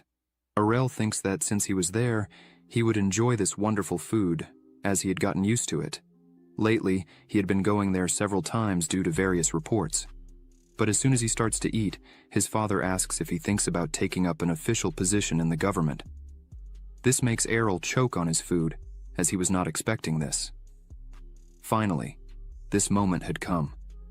Theorel points out that it is a bit early for that, but in light of Arel's many achievements, nobody would oppose if he accepts. Theorel asks what Errol thinks about this and if he had any job in mind, but Errol, slightly embarrassed, smiles and says he hadn't thought about that subject, as his real reason in this life was to have fun and eat.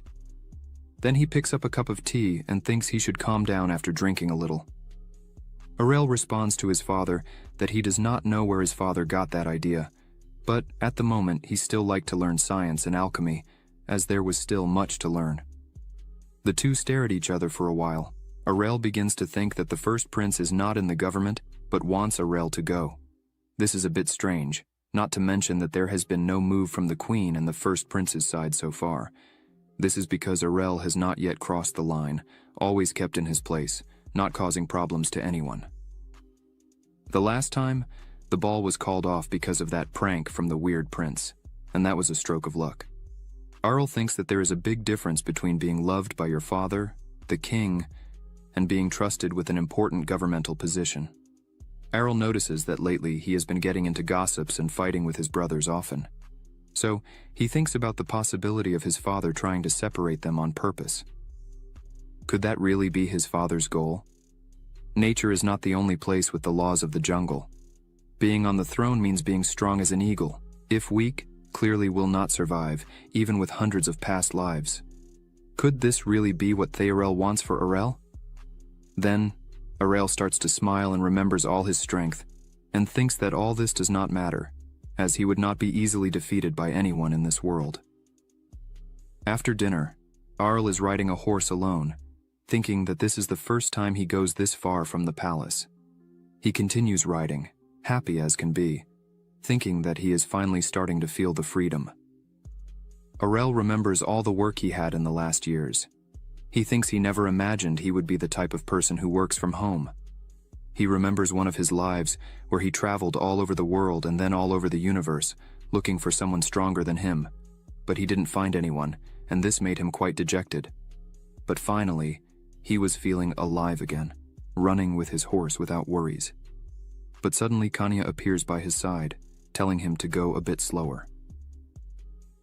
Kanya said she didn't know that Errol could ride a horse so well. Errol was very happy and grateful to Kanya, as this whole trip was thanks to her. Errol says he can ride well because the horse is very smart, but as soon as he looks back, he notices that there are several escort knights following them. He asks Kanya if all this is really necessary for a short trip. Arel feels the energy of the knights and realizes that only the strongest were chosen to accompany them. Kanya says that the strongest are there. Arel smiles and says, "They don't need all this, but it's okay." This is normal since Kanya is a princess. Suddenly Arel feels something and asks Kanya to wait a moment. Looking towards the forest, he senses magical energy. Kanya asks what's happening and why they are stopping there. Arel says they need to go back now because there are monsters in the forest, but Kanya doesn't understand anything since there was no noise or anything like that. How did Arel know this without even seeing anything? Arel tries to brush it off, saying he just has a good sixth sense and believes there are traps around. Kanya is a bit taken aback. Then, the knights continue to enter the forest without any fear. Arel yells at them, saying they should prioritize the safety of the princes and ensure their safe passage. One of the knights turns around and says this is indeed the right way. Besides, it is also Princess Kanya's training ground. This leaves Arel very surprised, as he really felt a very strange energy there. The princess takes the lead, raises her sword, and enters the forest excitedly. Arel is left stunned by this, thinking he could not have been wrong. He had really felt something there. He starts to remember the beginning of the journey. Arel and Kanya were sitting at a table to eat. Kanya mentions she is going to make a short trip and invites Arel to join her. Arel thinks about this, but Kanya emphasizes that he must be bored from spending all his time working there. Kanya says she has always liked to hunt and experience new adventures, so he agrees to join her. As soon as they depart, she asks him if this isn't much more fun. Arel looks at her and thinks this is real torture because they were full of guards and traveling extremely slowly. Kanya says, traveling is practicing and practicing is traveling. She looks at him with a happy face and says she knew he would come, even if it was just for training, because she knew he trusted her completely. Kanya emphasizes that he doesn't need to worry, as she would protect him from anything. Errol looks and feels a bit happier. He thinks there is something very special about Princess Kanya. Returning to the present, they finally arrived in the middle of the forest. They set up a small camp, and Errol takes the lead and starts explaining the fight strategy. He takes a branch and a map and starts saying that the operation is right there. Then, some troops would have to lure the monsters to one side, while Princess Kanya enters as the troops deal with the monsters that were lured. Using time and energy correctly, they would be able to maximize Princess Kanya's abilities. Then, finally, the plan is put into action, and the troops encounter the monsters and alert the princess that there are 20 orcs.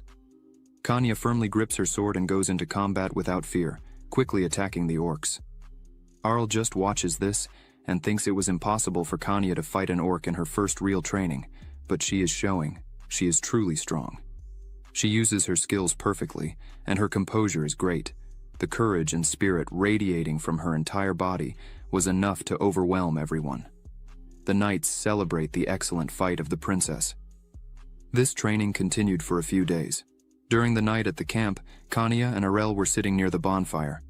Arel asks if she's okay and not tired, but she quickly responds that she is very well and wanted to fight more. However, Arel warns Kanya and says it's not good to overdo it, as the chances of making a mistake when tired or distracted are much higher. Errol remembers that he was exactly like her in the past, craving fight after fight non-stop, and because of that mistake, he ended up losing his life. Kanya eats and says it's very good. Arel watches happily and thinks that now Kanya is smiling like a true 16-year-old. Arel looks at her and asks why she wants to be strong. Kanya looks a bit sad and says that she is a princess, and sometimes that is very painful because no matter how much she trains, no one is happy with her. They think it's all just a phase, and that soon she would give up all this and do what she should do. Marry someone she doesn't know, for the good of the kingdom. Kanya lowers her head, clearly unhappy with this. Arel just looks at her and thinks that, unfortunately, political marriages are a normal thing in aristocratic society. As the two look at each other, Arel thinks that this age Kanya is at is usually when all this starts and they end up engaged to someone for political reasons. Kanya lifts her head and says she hates that kind of life. So, she chose to live like Prince Arel. This leaves Arel shocked and confused. Kanya continues speaking and explains that he made a lot of money for the kingdom by doing what he knows and likes. Besides, he was recognized for all this. Kanya emphasizes that this is exactly what she wants, to be recognized for what she did and what she's really good at. She wants to contribute to the Kinchester family with her skills and not by marrying someone. She smiles and says she will decide her own destiny. Arel smiles and looks up, saying that if that's what she wants, then she really will be able to choose her own destiny. She smiles and says she would do it just like him. Arel says they would return tomorrow and, as Kanya said, it really was a great trip. He was really happy to have been part of it. But as he was saying this, something with huge wings passes in the sky behind them. The next day, still in the forest, an orc clings to a tree and screams, tearing the tree out to fight against Kanya, who was going all out with everything she had. The knights are frightened, for even on the way back, Kanya did not stop hunting the orcs. They are beginning to think that no one would be able to stop her. Not even the hidden orcs escaped from her. But Errol tells her to stop for now, as they had to hurry to get back on time.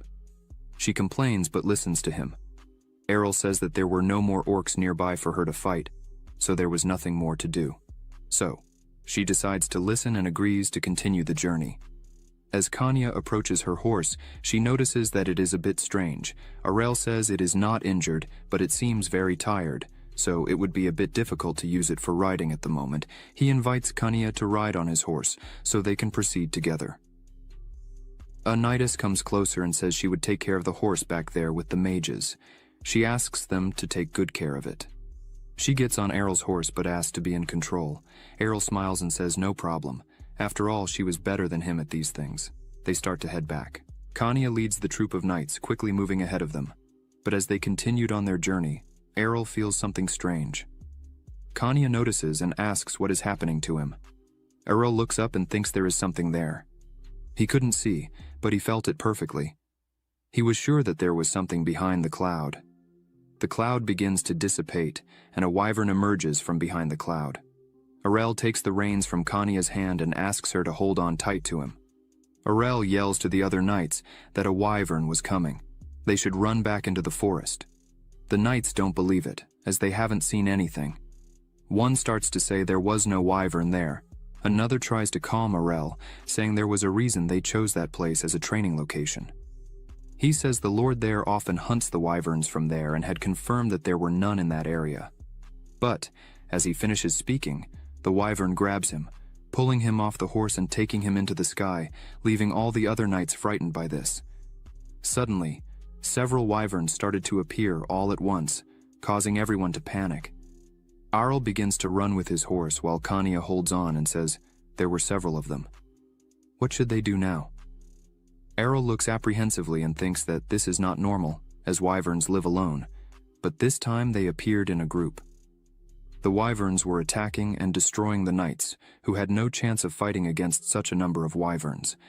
They tried to run but were slaughtered one after the other. Arel realizes that they were not just hunting prey, but killing. This was not just an attack to eat, but a massacre.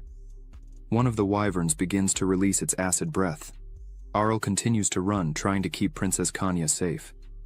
Meanwhile, he thinks that the power of a wyvern was already overwhelming. Why were they using strong poison? Kania, seeing this, screams as she watches her guards die without any chance of fighting. After all the guards were killed, the wyverns begin to chase Arel and Kania.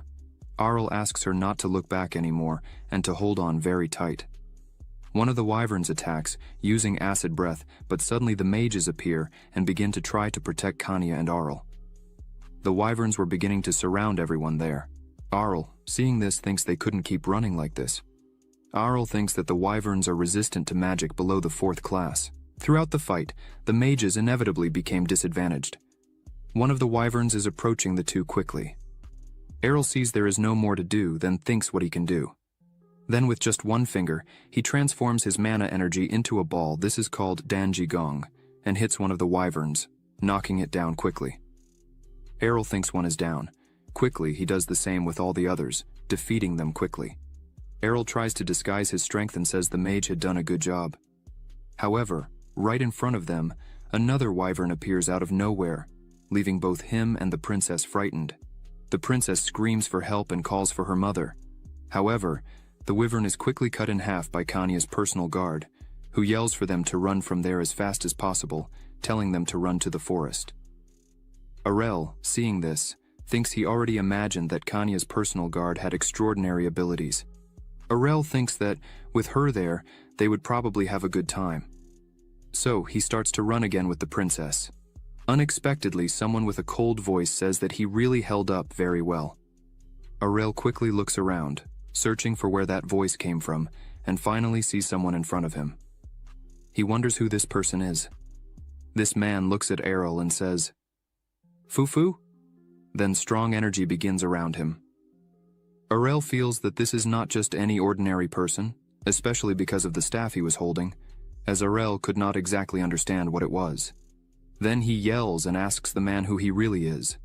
The man just smiles, raises his staff, and fires a lightning cannon towards Arel and Kania. Arel, looking at this, thinks all this is very strange because he had just asked the man to introduce himself, and he simply attacked with clear intent to kill. But suddenly the attack splits open, and all the soldiers who arrive to help are defeated instantly, leaving Arel surprised by such strength. The man says that Princess Kania managed to dodge. Arel is disturbed because the man called the princess by name and clearly targeted her in that attack. The man laughs. The man yells and says, all this was just a little fun, so they should run away if they could, of course. He raises his staff again and begins to gather energy. Arel is frightened by the absurd amount of energy being accumulated there.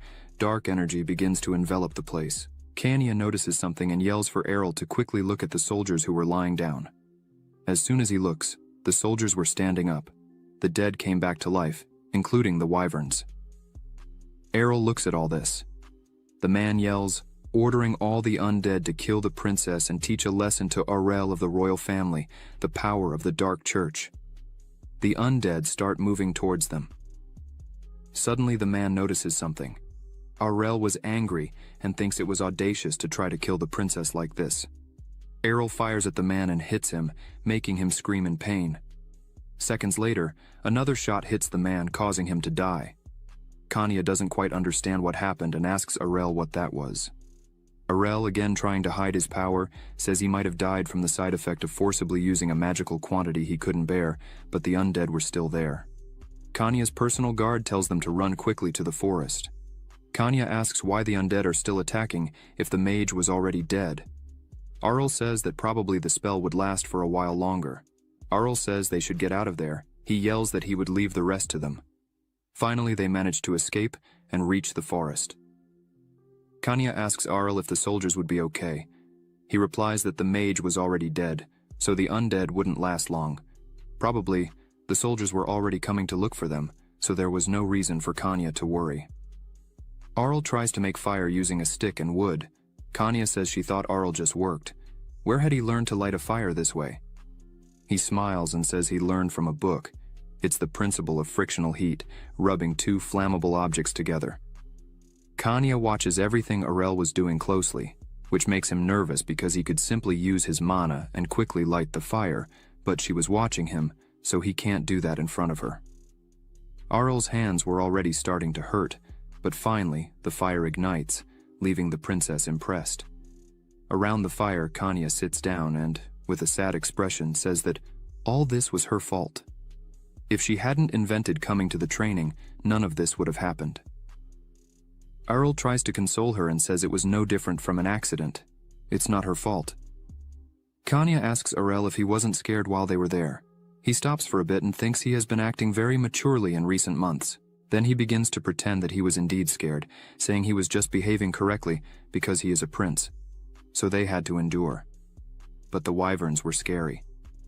Kanya, seeing this, thinks she understood. So, he really was scared.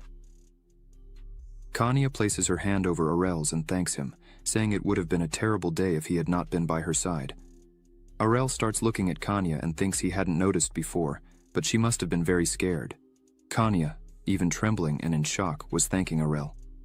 He realizes she must be heartbroken by the fact that the people escorting her lost their lives right in front of her.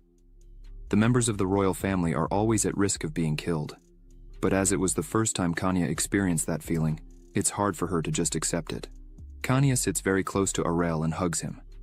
As she hugged him, Aurel thought he would have to focus on keeping her safe while they returned. Suddenly they spot a wyvern and a griffin fighting in the sky. Kanya asks why they were fighting so late at night. Aurel says it seems there's a griffin's nest on the cliff, and the wyvern was trying to snatch the chick. The wyvern manages to bite the griffin's neck, which loses its strength, hits the cliff, and starts to fall. Aurel quickly grabs Kanya by the hand and runs away with her. The griffin hits the ground very hard, causing a cloud of dust to rise. This prevents Kanya and Aurel from seeing properly. As soon as the dust dissipates, Aurel sees the wyvern flying away. It's as if it sensed the smell of wyvern blood on their clothes.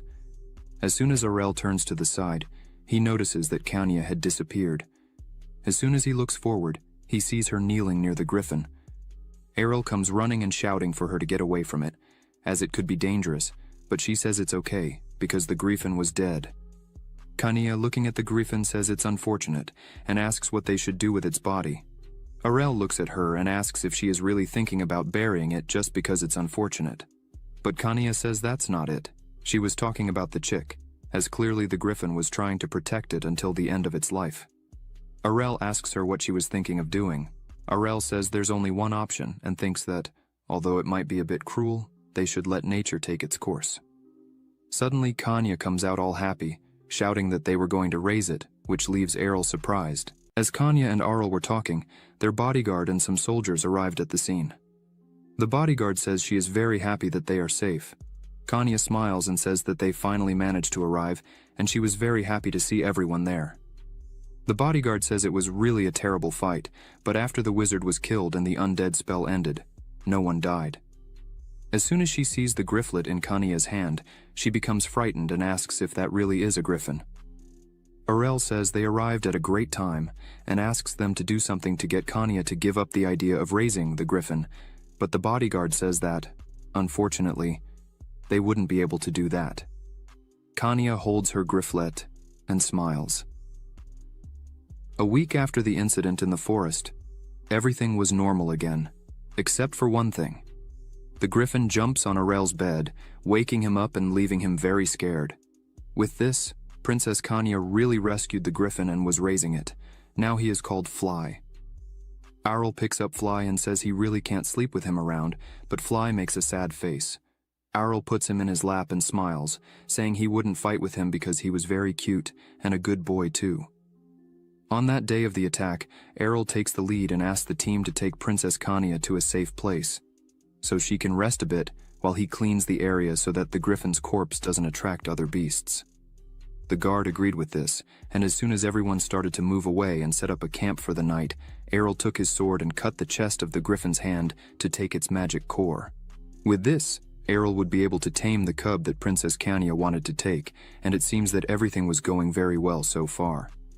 Suddenly Arel notices that someone was coming. It was Kanya, who was running and screaming, telling Fly that she had arrived. As soon as Fly sees the princess, he starts flying towards her. While Fly plays with Princess Kanya, one of the guards comes to Arel and starts saying that everything is already being done.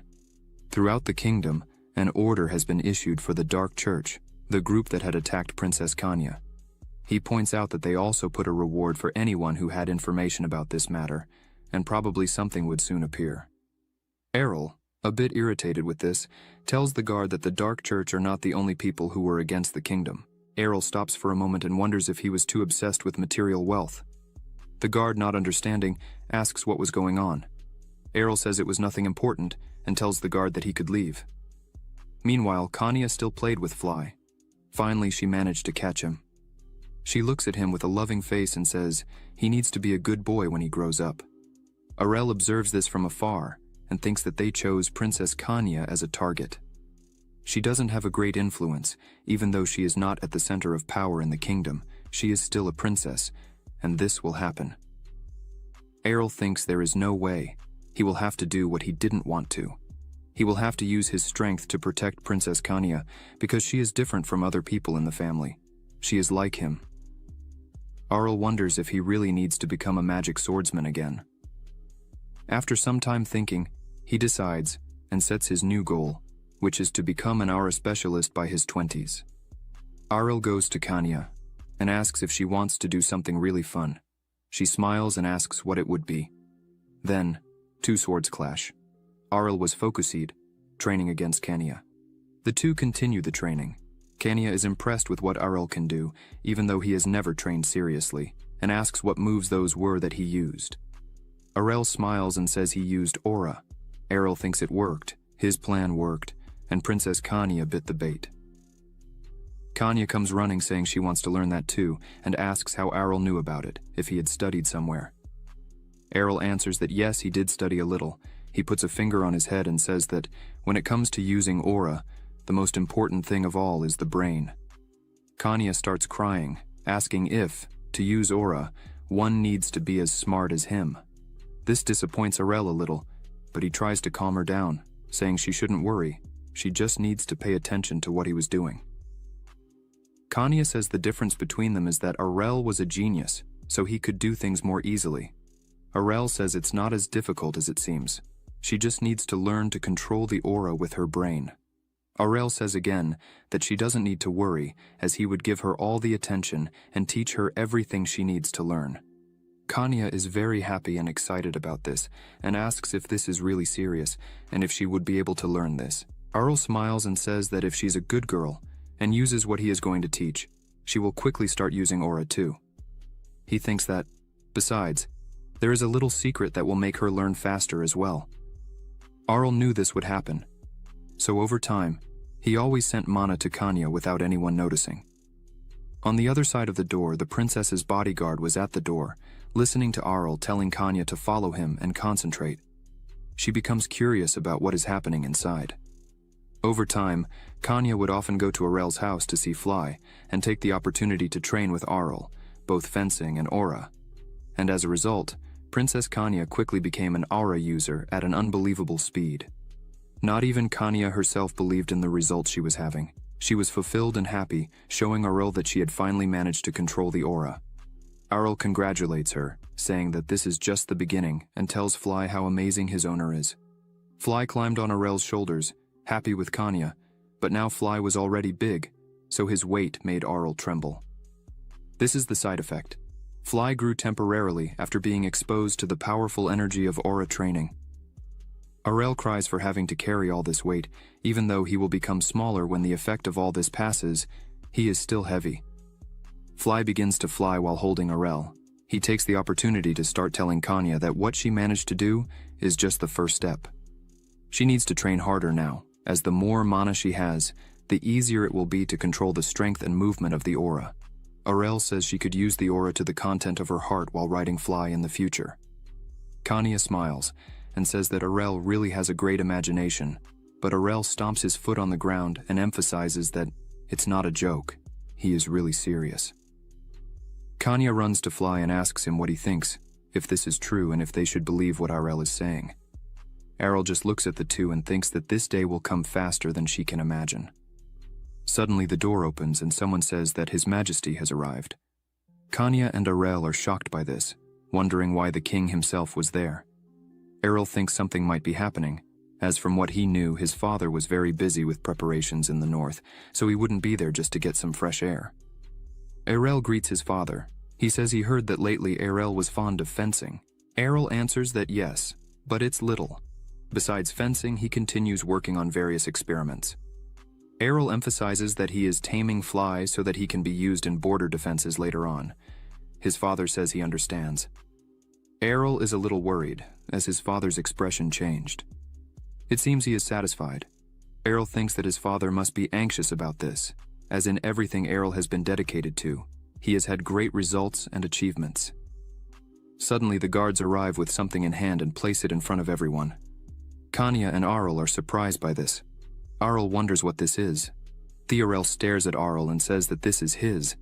He calls Aurel to take a closer look at it and emphasizes that it is unique in the world. It was made especially for him. Levana, a little worried, says that Aurel is still a bit too young for a great sword like that. Theorel agrees with Levana. However, he says he did not bring the sword there for his son to wield it now. However, as Aurel is the owner of it, he should at least touch it. But while the two were talking, Aurel effortlessly picked up the sword, leaving both his mother and father impressed. Aurel smiles and asks if he should practice his fencing from now on. Theorel looks at this proudly and thinks he never imagined that Aurel, who had no talent for martial arts, would be so happy with a sword. But suddenly, the sword begins to tremble and Aurel falls in front of everyone and gets a cut on his forehead. He thinks he has said it once before. He does not want to die by a sword. Aurel thinks he has already stood out in various aspects. If he shows all his real strength with fencing, he would be a nuisance to other people, as he would get directly involved in the power struggle. So, he decided to try his best to act as a younger and weaker brother during training with Princess Kanya. However, Aurel does not want to waste his efforts, so he urgently needs to think about how much he needs to get involved in this royal family dispute. He gets up and thanks his father for the incredible gift he received, but Aurel emphasizes that, as can be seen, his fencing skills are still that of a child. He apologizes and says that this sword would serve Princess Kanya better. On the other hand, Kanya did not expect this, so she is surprised and asks why. Shriel looks at her and thinks that there is no reason for her to be surprised by this, as she is evolving at an incredible speed. Not to mention that she is already in the class of aura practitioners.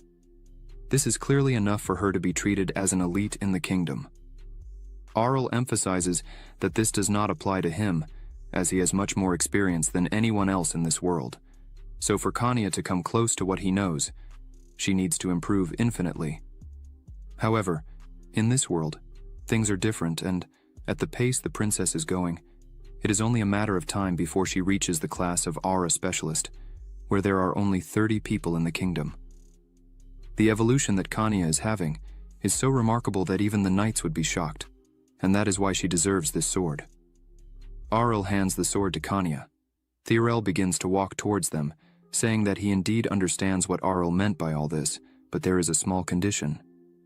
Theorel calls Princess Kanya for a fight, as he wants to see if she is really worthy of the abilities of this sword. Kanya is scared by this. Arel is shocked by his father's attitude, wondering what his father is doing. However, Errol begins to remember that his father has always been like this. Theorel keeps insisting and asks Kanya to show him what she can do with the sword. He emphasizes that she only needs to attack him, so she doesn't need to worry. Kanya is still shy, not knowing exactly what to do. Errol, seeing this, starts to think that it is normal for Kanya to be nervous in this situation. After all, their father is the king. Arel tries to help and touches Princess Kanya's back, saying that it's all right. She should take advantage of the chance she is having to show what she has been learning. Kanya, still scared by this, sighs. Arel makes a happy face and gives her a thumbs up, thinking that she should hit Theorel with the power of her heart. Kanya calms down and says that it's all right. The two get ready and face each other. Theorel is impressed and says that the princess's posture is different from the current knight's, and asks her if she created it herself.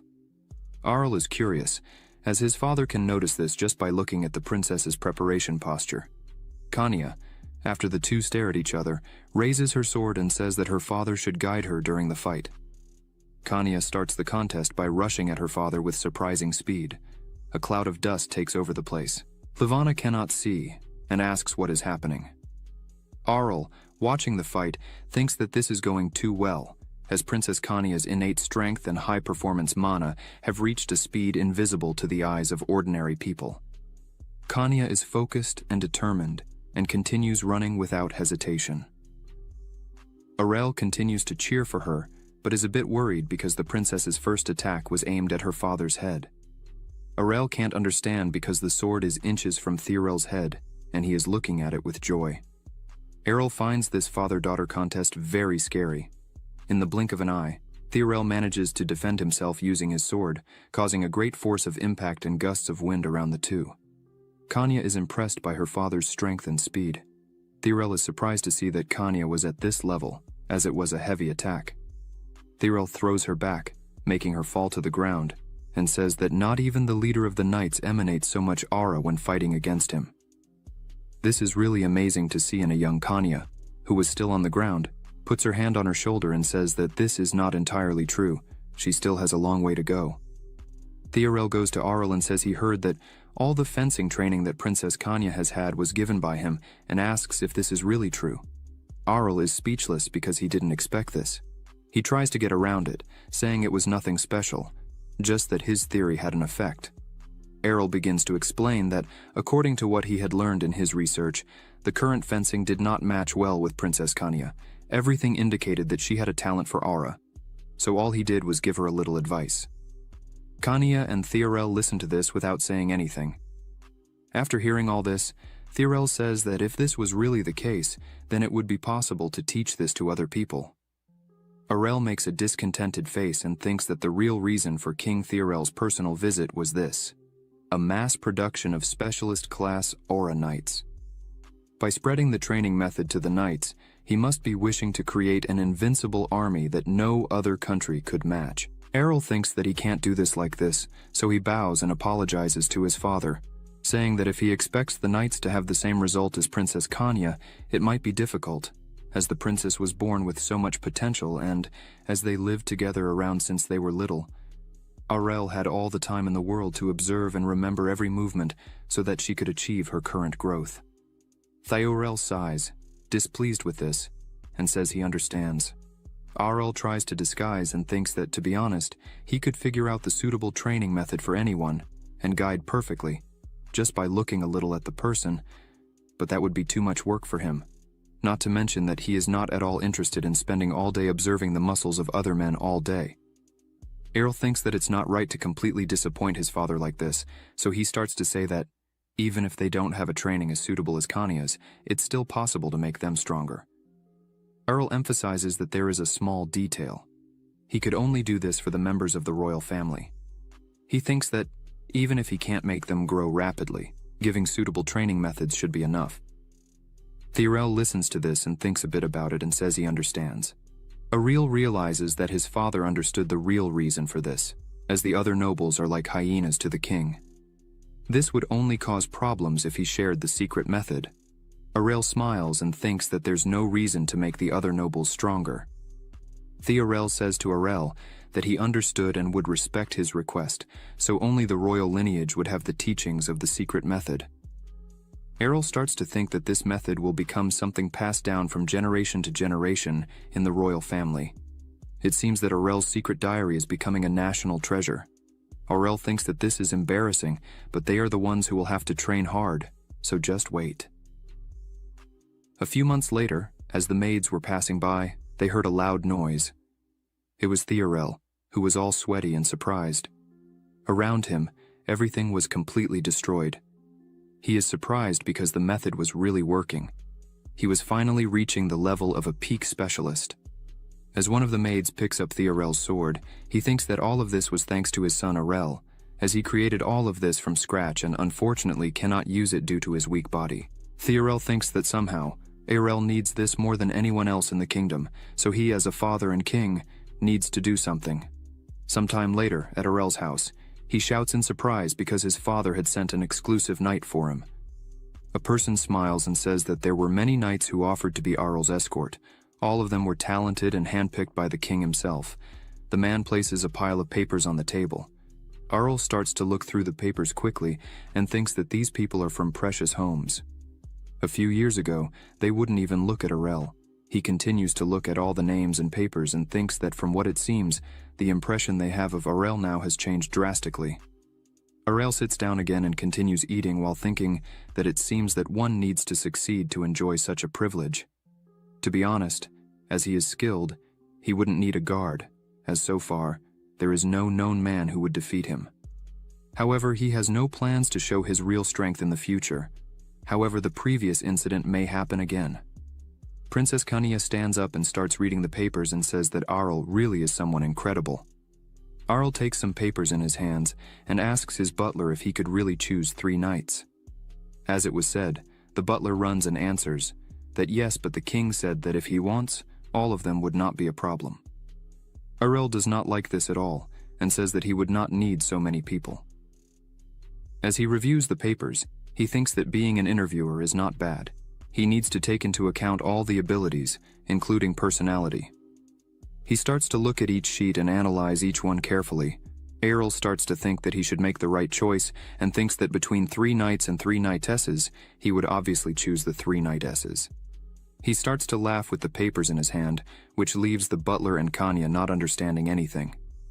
Suddenly, Aurel gets up on the table with a pen in his hand and says that he is ready to start the interview. But as soon as he starts, he gets a little scared because it was not exactly as he thought. Aurel says hello to everyone while trembling in his chair. Everyone responds together and shouting. Aurel thinks he is slightly scared. It is a huge pressure he feels at the moment. He starts to cry inside, as much as they seem excellent knightesses.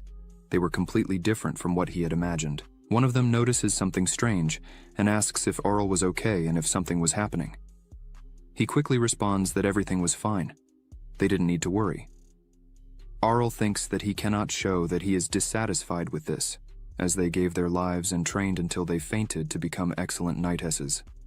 Aurel takes a deep breath and says that it is time to stop being selfish, so he stands up and says that he would start the interview. He looks at all of them and thinks that all of them seem quite strong. One of them starts to say that she volunteered. Aurel looks at her and realizes that she is huge. He is impressed because she has more muscles than the king himself. He wonders if she is some kind of berserker. He thinks that he would clearly be safe with her as a bodyguard, but something catches Aurel's attention. One of the candidates did not seem to be a simple knightess, as her aura is of a noble lady. Compared to the others, she is different. After finishing the interview, Aurel thinks that there is no problem, as all of them answered the questions correctly and without difficulty. He says that he needs to think a bit about it, and asks for all of them to wait a bit outside the room. All of them lower their heads in respect to him and say that they will wait. As soon as they leave, Aurel starts to think that even if he is choosing them just to show off, as he would not need help, he still had to take this seriously. He takes a deep breath and says that he needs to choose correctly. Then, Aurel sits down and starts to concentrate and activates the Qigong 6 divine skills of origin creation. This is a secret technique that stimulates the brain to reveal abilities that people normally are unaware of. His eyes begin to glow for a while. This ability can only be acquired by reaching the level of an immortal Taoist who has trained for an entire lifetime. But it is quite easy for a person with the abilities that Arel possesses, as they live 100 lives. It had been a long time since he used this, but from what it seems, everything is working correctly. So it's time to start the second interview. Arel asks for them to enter one by one. The reason he is putting so much effort into this is because there are clearly people there who came with different intentions. After the first one enters, he notices something wrong and thinks he got what he wanted, so she was dismissed. The second one enters, and he notices the same thing, so he dismisses her without hesitation. At this moment, with this ability active, Arel possesses all the comprehension capacity, as the name itself suggests. With this ability, he can see through other people's minds and understand them. He can't hear the sound of their hearts, but he can see the color of their souls and emotions. Arel asks for the next person to enter. He thinks that even if they were not there to assassinate him, they could spy on him, so he must be careful when choosing someone. Arel thinks that besides Asha, there are no other knightesses that stand out, and he needs to choose at least two. He thinks about choosing that strong woman, the berserker. But suddenly the last person enters smiling. She introduces herself, saying her name is Sena Garil. This impresses Arel, as she also had a clean soul, not to mention that she seems quite sociable, but her experience seems limited. Arel picks up her file and says that according to what is written there, she was transferred not only to the border but also to distant fiefs. It seems that she has been in almost all the knight orders of the kingdom. Sena smiles and says that this is embarrassing, but it is just for personal reasons that she has traveled a lot. Arel thinks that she might be some kind of problematic child. He continues to analyze her carefully, and from what he can see, there are no major changes in her emotions. So it doesn't seem that she committed crimes in her past or anything like that. This makes Arel feel a bit more at ease and ignore the fact that she was transferred so many times. Arel smiles and wishes good work to all as the interview has ended. Arel says that he will officially announce the approved candidates and says that he is very much looking forward to working with the two, Asha and Sena. The two are surprised by this, and that's how the total number of members of the concubine's castle increased. Now, Arel walks with his two personal guards, leaving Asha aside for a while. Sena is totally serious when she is at work. Arel thinks that this is great, except for one thing. When the three of them reach an area, they ask what the reason for them being there is. Arel smiles and says that he really didn't know much about their abilities, so he brought them there so that they could show him. The two are a bit surprised by this. Arel thinks that although they are his knightesses now, it would still be a problem if they are still in the class of aura practitioners. They need to be strong, and it is for this factor that he needs to understand the abilities of the two first. Asha raises her hand and says that it is really important that he sees their abilities, but how he wanted them to show it. Arel smiles, excited, and says that they could fight each other. Sena smiles and says that she is willing to do anything, as she is now his knightess. Asha also agrees and says that it is fine by her. Arel smiles and thinks that a fight between people with similar abilities allows them to show all their strengths without any hesitation, but there was still a little help to make this happen. Arel makes an impressed face and says that he is eager to know which of them is the strongest, which creates a heavier atmosphere between them. Arel smiles and thinks that as long as they are knightesses, they should be proud of their own abilities. Sena cracks her neck and says she's really curious to know this too, and asks Asha if she also wants to know who is the strongest. Asha, very calmly, responds that she can't deny it, she also wants to know. The two stare at each other with determined looks. Arel, in the midst of this, seated on a stool, is loving all of this. He is excited to see how this will be resolved. Surely it will be a great fight. Sena starts to stretch and asks if there will be any rule they need to follow during the fight. Asha also stretches and says she prefers no rules, and asks Arel what he thinks. He thinks that, although he initiated it, they got quite excited about the idea. Arel says there will be no rules, they just don't need to hurt each other seriously. Sena smiles and says she will go easy. since she has more practical experience than Asha. However, she doesn't fall behind and responds that she doesn't need to do that, as she is also quite confident in her abilities, even though she thinks Sena wasn't just bragging when she said she had been in many places. Ariel starts to notice that the atmosphere is getting heavy and thinks that they are really not children. He wonders if they will really fight for real and gets worried. So he decides to emphasize that they shouldn't go too far. Although it's a fight to know the strongest, it's still just a demonstration of their abilities. As soon as he claps his hands, they should start fighting.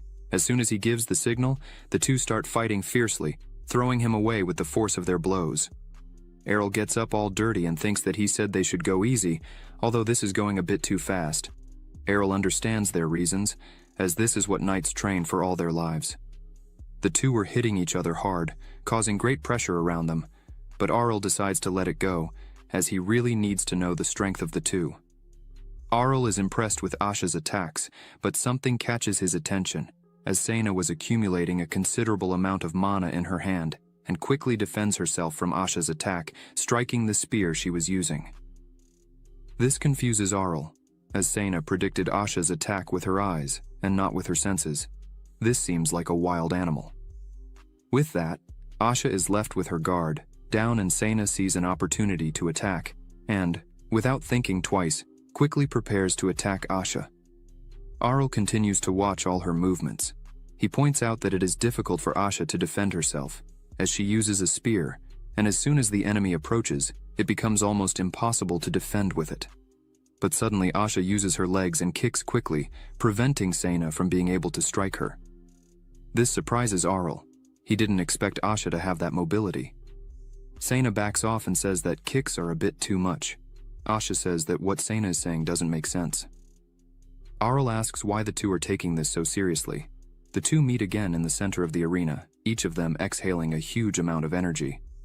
Arl realizes that this is starting to get a bit out of control, as their aura is quite dense. If they continue at this pace, they will only stop when they draw blood, so he decides to intervene and shouts for the two to stop immediately, as everything he saw is enough. The two stop immediately and look at him. Errol comes towards them and says that, thanks to this fight, he understood perfectly the abilities of both, and, from what he saw, the two still have a lot to improve. The two ask how they could improve. Arl begins to explain. First of all, Asha is very impatient because she focuses too much on her speed. As for Sena, she always seems confused because she is used to hand-to-hand combat. Asha says she heard that it was Arl who taught everything to Princess Kanya. She asks if he wanted to see their abilities to guide them as well. Arl thinks that Kanya really did very well. She became an aura specialist, and even among the royal knights she became famous. Arl responds that that's exactly it. Now that they have become his personal bodyguards, they should become stronger and stronger, or don't they want that? Asha says that there's no way to refuse that. Sena, embarrassed, says she just didn't want to bother Arl. He smiles and tells them not to worry, as it's no trouble at all for him, as he wouldn't lose anything by guiding his bodyguards. Arl walks away and shouts that, as long as they are by his side, they need to be strong. Therefore, Arl's exclusive night special training began now. Sena and Asha agree. Errol takes his two guards to a classroom. Sena raises her hand and asks if they were really going to train there, as she finds it a bit small for training. Errol says there would be no fighting training, he would just give some lectures there. Errol asks them if they are ready to start. He takes a book in his hand and smiles. This book is Errol's secret manual, an introduction to anyone who can become a knight. He thinks that if this training really works, he would sell this book to other knights. Asha takes the book and starts studying. After reading the book, she says there was one thing she didn't understand. Asha asks why she needs to circulate mana throughout her body to strengthen the aura.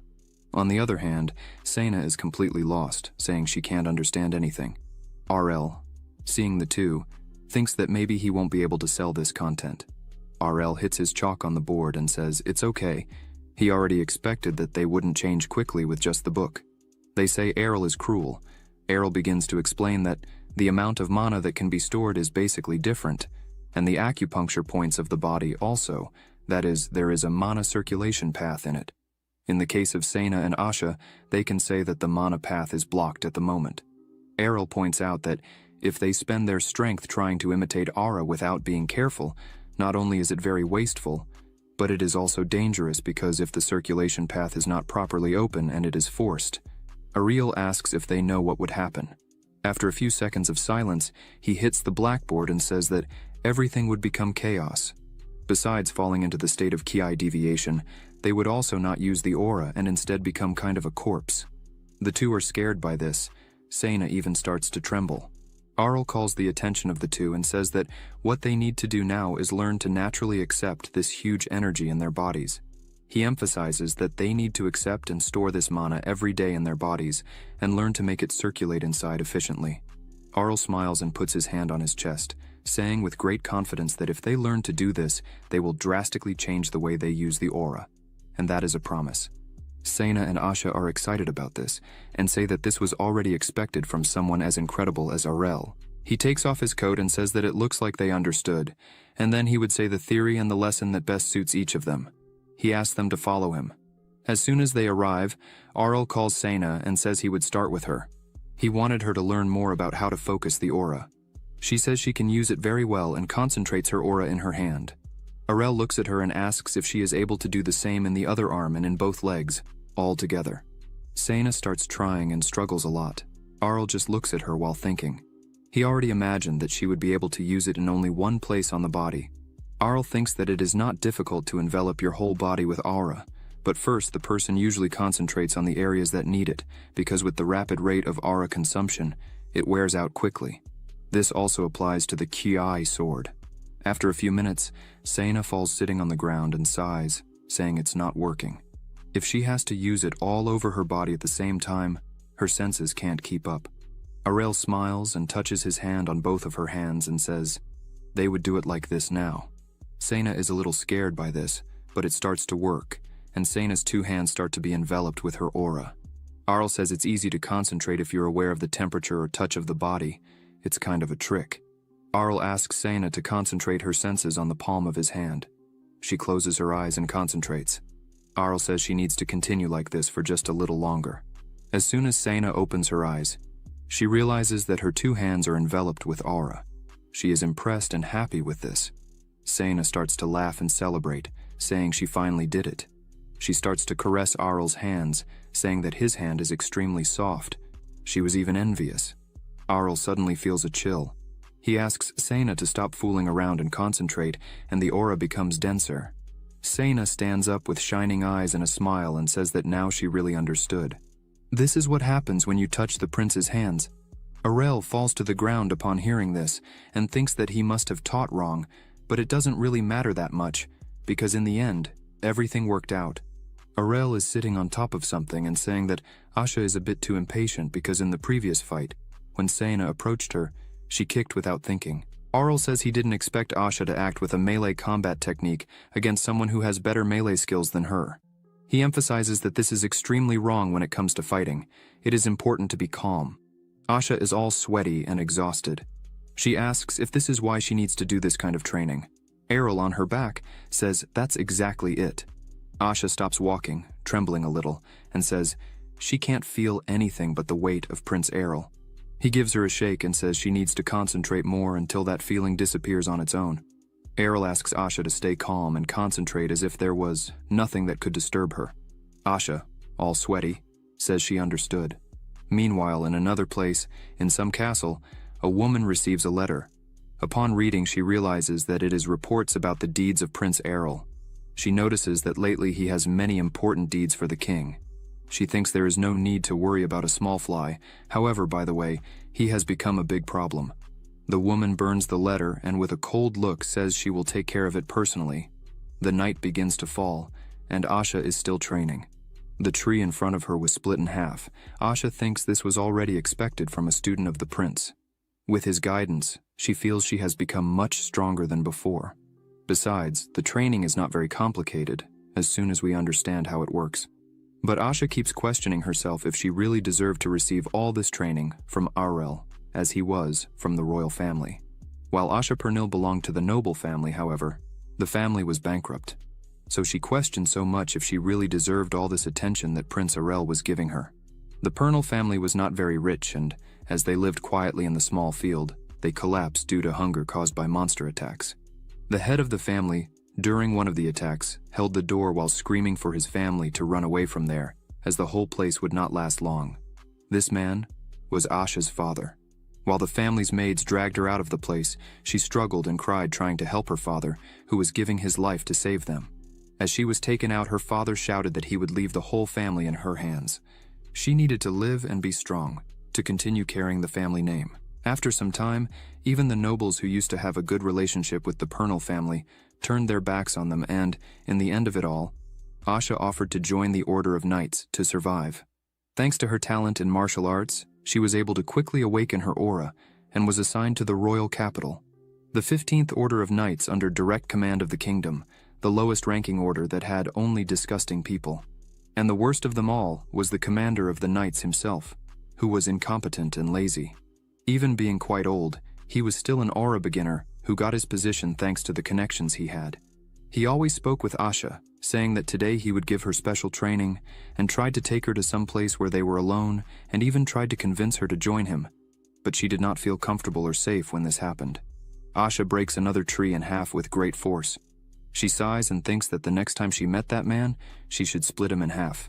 Asha thinks she applied to be the prince's bodyguard because she was desperate amid everything she was going through, and in the end, she was chosen by the prince. Asha looks at the sky and smiles, thinking that thanks to Arl, her life is improving a lot. She just needs a little more money to send her brother to school. All these good things happening in her life are thanks to Arl. She thinks she needs to do something to repay all this. In another place was Sena, who also says that her last chance would be to be the prince's bodyguard, as she was also desperate. One of the house butlers sees Sena and goes up to her, saying that she always wakes up so early. It's expected of the prince's bodyguard. She smiles and says that's not why, but because she's still not used to the new job yet. She smiles and waves to the butler and tells him to have a great day. Sena Garil comes from a family that had been mercenaries for generations. The place where she grew up was a mercenary tribe that did not belong to any country, since they moved from one place to another frequently. Even with all these changes, Sena was very happy with her family. One day her father called her to talk and began to say that, as she already knows, the last war against the Empire was more than 30 years ago.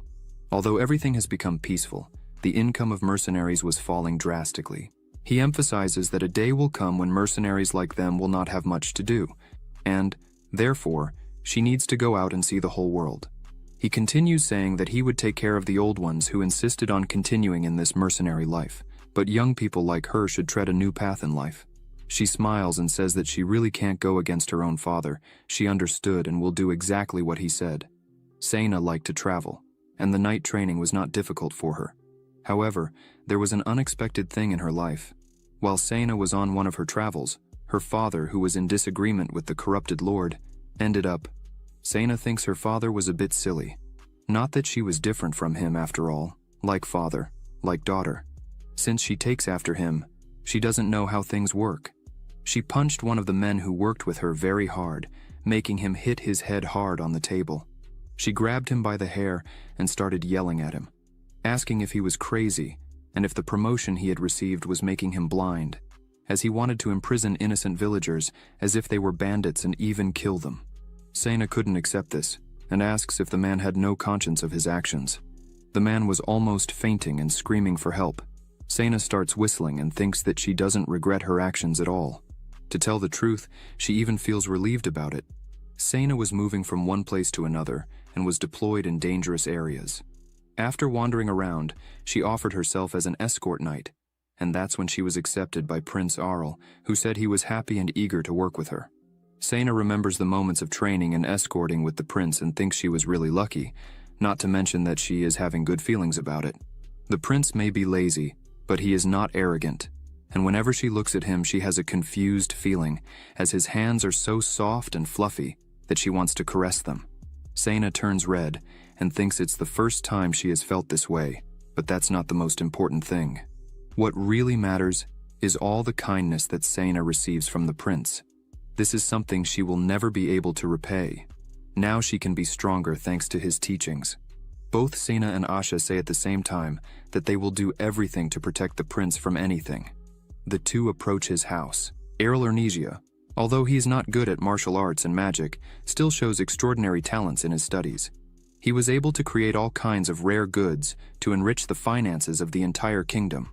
Moreover, he was even able to make the second princess rise to the level. She became an aura expert in a short period of time, just with Arl's instructions. That's why they call him the Great Gray Sage. This is Arl, who is currently lying in a chair, drinking his soda and smiling, while saying that nothing is better than doing nothing. Arl is currently 13 years old. He has been doing his best to do nothing. In the royal castle, there was a small meeting talking about the 14th birthday of the third prince, Arl. They emphasize that the coming-of-age ceremony is approaching. Count Tenvest says that Prince Arl has been excelling in many fields, so the coming-of-age ceremony will be a good opportunity for him. King Theorel asks what Count Tenvest meant by opportunities. Tenvest asks if there are still good properties available. Theorel asks if what Count Tenvest is suggesting is that Arel should get his own territory. Everyone at the table says that no one would be against it. Arel's achievements have been very relevant to the economy of the entire kingdom. King Theorel slams the table hard, and everyone is scared by this. The king thinks he didn't imagine that these bastards would try to send Arel away, using the coming-of-age ceremony as an excuse. Count Tenvest sighs and says that, besides all this, the name of the third prince circulates not only among the low-ranking nobles, but also in other countries. It seems that His Majesty wanted to make the third prince the next king. This makes Theorel completely angry. He stands up and punches the table again, but this time his hand is bubbling with anger aura. He yells at the count to stop talking nonsense, as he has said several times that the heir to the throne is the crown prince. Not to mention that Arel is not interested in the throne. Duke Gast raises his hand and says that the problem with this is that these rumors are already spreading to other countries, and young nobles are showing support for the third prince Arel, instead of showing it to His Highness, the crown prince. Public opinion is varying, and even if the two are not concerned, the king probably already imagines where this is going to lead. While Gast continues talking about the reign of the late king, Theorel immediately interrupts him and asks him not to say anything more. One of the servants arrives with a pile of papers. They say that these papers are just their opinions. Many nobles are worried that this will harm the order of the royal family. They are just wishing for the stability of the kingdom. Theorel starts looking at the pile of papers and thinks that these appeals are all the same. They are determined to change the king's opinion. They are doing this so that Arel ends up going to a distant place. This is the problem with nobles. The king sighs as they continue saying that the king should not disregard their goodwill. King Theorel says he understands and will take the idea into consideration, and if anyone has a good indication of a territory, they should make the indication in his house, in his room. Arel was reading a letter. He says he wanted to know what happened during the meeting. So, that's really how it ended? Earl throws the letter on the table and lies back in the chair and wonders, so they want him to have a territory just for him? But Arel knows that this is just a big excuse. They just want to keep him away from everyone, for fear of the achievements he has been bringing to the kingdom. But suddenly, Arel puts his hand on his face and starts to give a slight smile. Then he jumps on the chair, laughing his head off, and shouts that he will finally have his own territory. In fact, all this was a plan that Arel had made. Each of his achievements was thought out so that this day would come, as he doesn't care about the throne. All these aristocrats are nothing but terrorists. Arel was very happy because having his own territory is 100 times better than being surrounded by those hyenas. He shouts so much that he will have his house, his territory, and will be able to rest in peace that it can be heard from outside his house. He finally did it. Fahilia Norte is a place where it is always snowing, practically all year round. This place is really dangerous, because if you visit a place like this unprepared, you will surely freeze to death. Arl is a bit discouraged because it is quite difficult to cultivate in such a hostile environment, but it seems that the nobles have already decided. But Arel is not discouraged. He closes his book and thinks that he will have to leave in a month after the coming-of-age ceremony. He will be there for a year and a month, so he needs to have everything ready by then. There are many people in front of him at this moment. Arel is sitting at his desk and says that, as everyone there already knows, being independent of other territories is no joke. This is only for those who are truly ready. Arel emphasizes that, for the rest of them, he will help look for other positions. Those who follow him need to act with precision. Everyone is encouraged by the words of Prince Arl. He sighs and thinks that, apparently, the team of alchemists and most of the others want to follow him. regardless of where he goes. Sena sighs and asks why it had to be Fahelia. Arl asks if there is something wrong with that.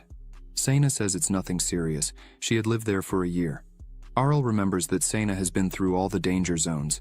Sena says that it is not a dangerous place, but it is an extremely cold place. Arl asks if that's really all. She says there are not many monsters there. As she said, it's not a dangerous place, but she was trying to speak in a more pleasant way. Arel realizes this and thinks she doesn't need to do that kind of thing, but what really matters to Arl is the fact that Sena reacted like that. This means that it really is a very cold place. He can perfectly understand why the nobles want him to go to that place. Arl lies back in his chair and says it's okay.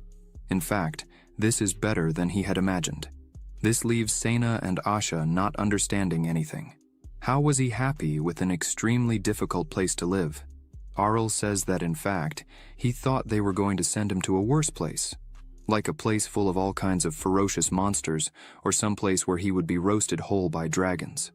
Arel emphasizes that just cold is nothing serious, as he really expected to be sent to an extremely dangerous place so that he would disappear. Thus, the nobles would be able to get rid of him. As soon as Arl looks forward, Sena and Asha were almost crying. He asks why they were looking like that. They start saying that they would protect him in any way.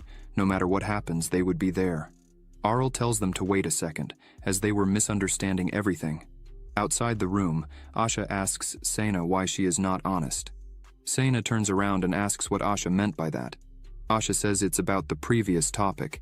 Sena asks if she really had noticed, and apparently Arel had also noticed. She starts saying that she really told the truth. It's an extremely cold place and there's nothing there. It's like a frozen desert. Sena emphasizes that the reason the knights camped there for a year was to escape from the monsters that couldn't withstand the severe cold. Asha hears this and is a bit worried. Sena smiles and asks if she prefers to stay there. Asha turns around and asks Sena to stop joking. She emphasizes that she would follow Arel even if it were the worst place in the world, but she says she didn't expect them to expel him in this way. Sena thinks for a bit and says they don't need to worry too much about it. Asha asks why. Sena says Asha will realize it when she looks into the prince's eyes. He is too confident, probably has a perfect plan for such an occasion. She emphasizes that she has never seen any kind of frustration in Arel's eyes, and that's why Sena thinks they will all be fine. Asha says she understood everything and decides to send a letter to her hometown. Sena takes the opportunity and says she will do the same. Meanwhile, in his room, Arl doesn't stop for a minute. He finally finished the documents and his project is looking very good. He leans back in the chair with his hand on his head and sighs deeply while wondering what he will do with his mother. As much as she hasn't said anything so far, he imagines she is heartbroken. Errol starts pacing back and forth inside his room. He says that even though he asked no one to tell his mother what the territory he would be taking care of is like, he is worried about her being there alone and with the attack that happened with Kanya. He stops for a moment and thinks that he needs a means of contact. It could be an ultra-long-distance communication sphere, magical teleportation circles, or magic scrolls. He wonders if he should hire a mage exclusively for him. Arel leans on the desk, sighs, and says that he needs to think more calmly about this. For now, his priority is the preparations for moving. He wonders if that land is not the perfect place for a former professional like him to live carefree. First step towards Errol's independence. He calls the team of magicians, who arrive asking how they can serve him. Errol looks at everyone inside and asks Payan if they were all the disciples he had. They all salute the prince. Errol thinks that he wanted a useful mage, but he didn't imagine that a familiar face would appear. Errol looks at Payan and asks him to keep all this a secret. Payan says it's okay. He swears he won't reveal it to anyone. Errol places a paper on the table and says it's nothing much. He just needs Payan to make one item, but it needs to be done as soon as possible. Payan takes the paper in his hands and thinks that since it's just one item, it must be something unusual. As soon as he looks at it, he is astonished. He looks at Arel and shouts, asking if it was really Arel who drew that there. Arel, very relaxed in his chair, says that it was him indeed. It's an improved version of that artifact that activates the brain, called the Sage's Necklace. Payan keeps looking at the paper in disbelief.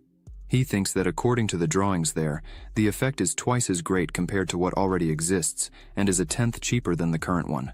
Payan can't believe how the prince managed to do this. Arl asks Payan if he can handle making it, or if it's too difficult. Payan replies that the project is perfect, and thanks to that, he can make it if he has the necessary materials. Payan says there is just one problem. He knows the creator of the original artifact, so he doesn't know how to act about it.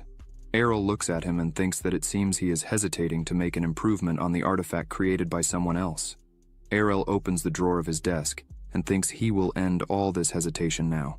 He takes a bag out of the drawer and says that this is the fee to keep this a secret. Payan is curious to know what is inside the bag, but Errol places another bag on the table, both full of coins. He says that the first one is just to keep this a secret and the second one is for the materials and his labor.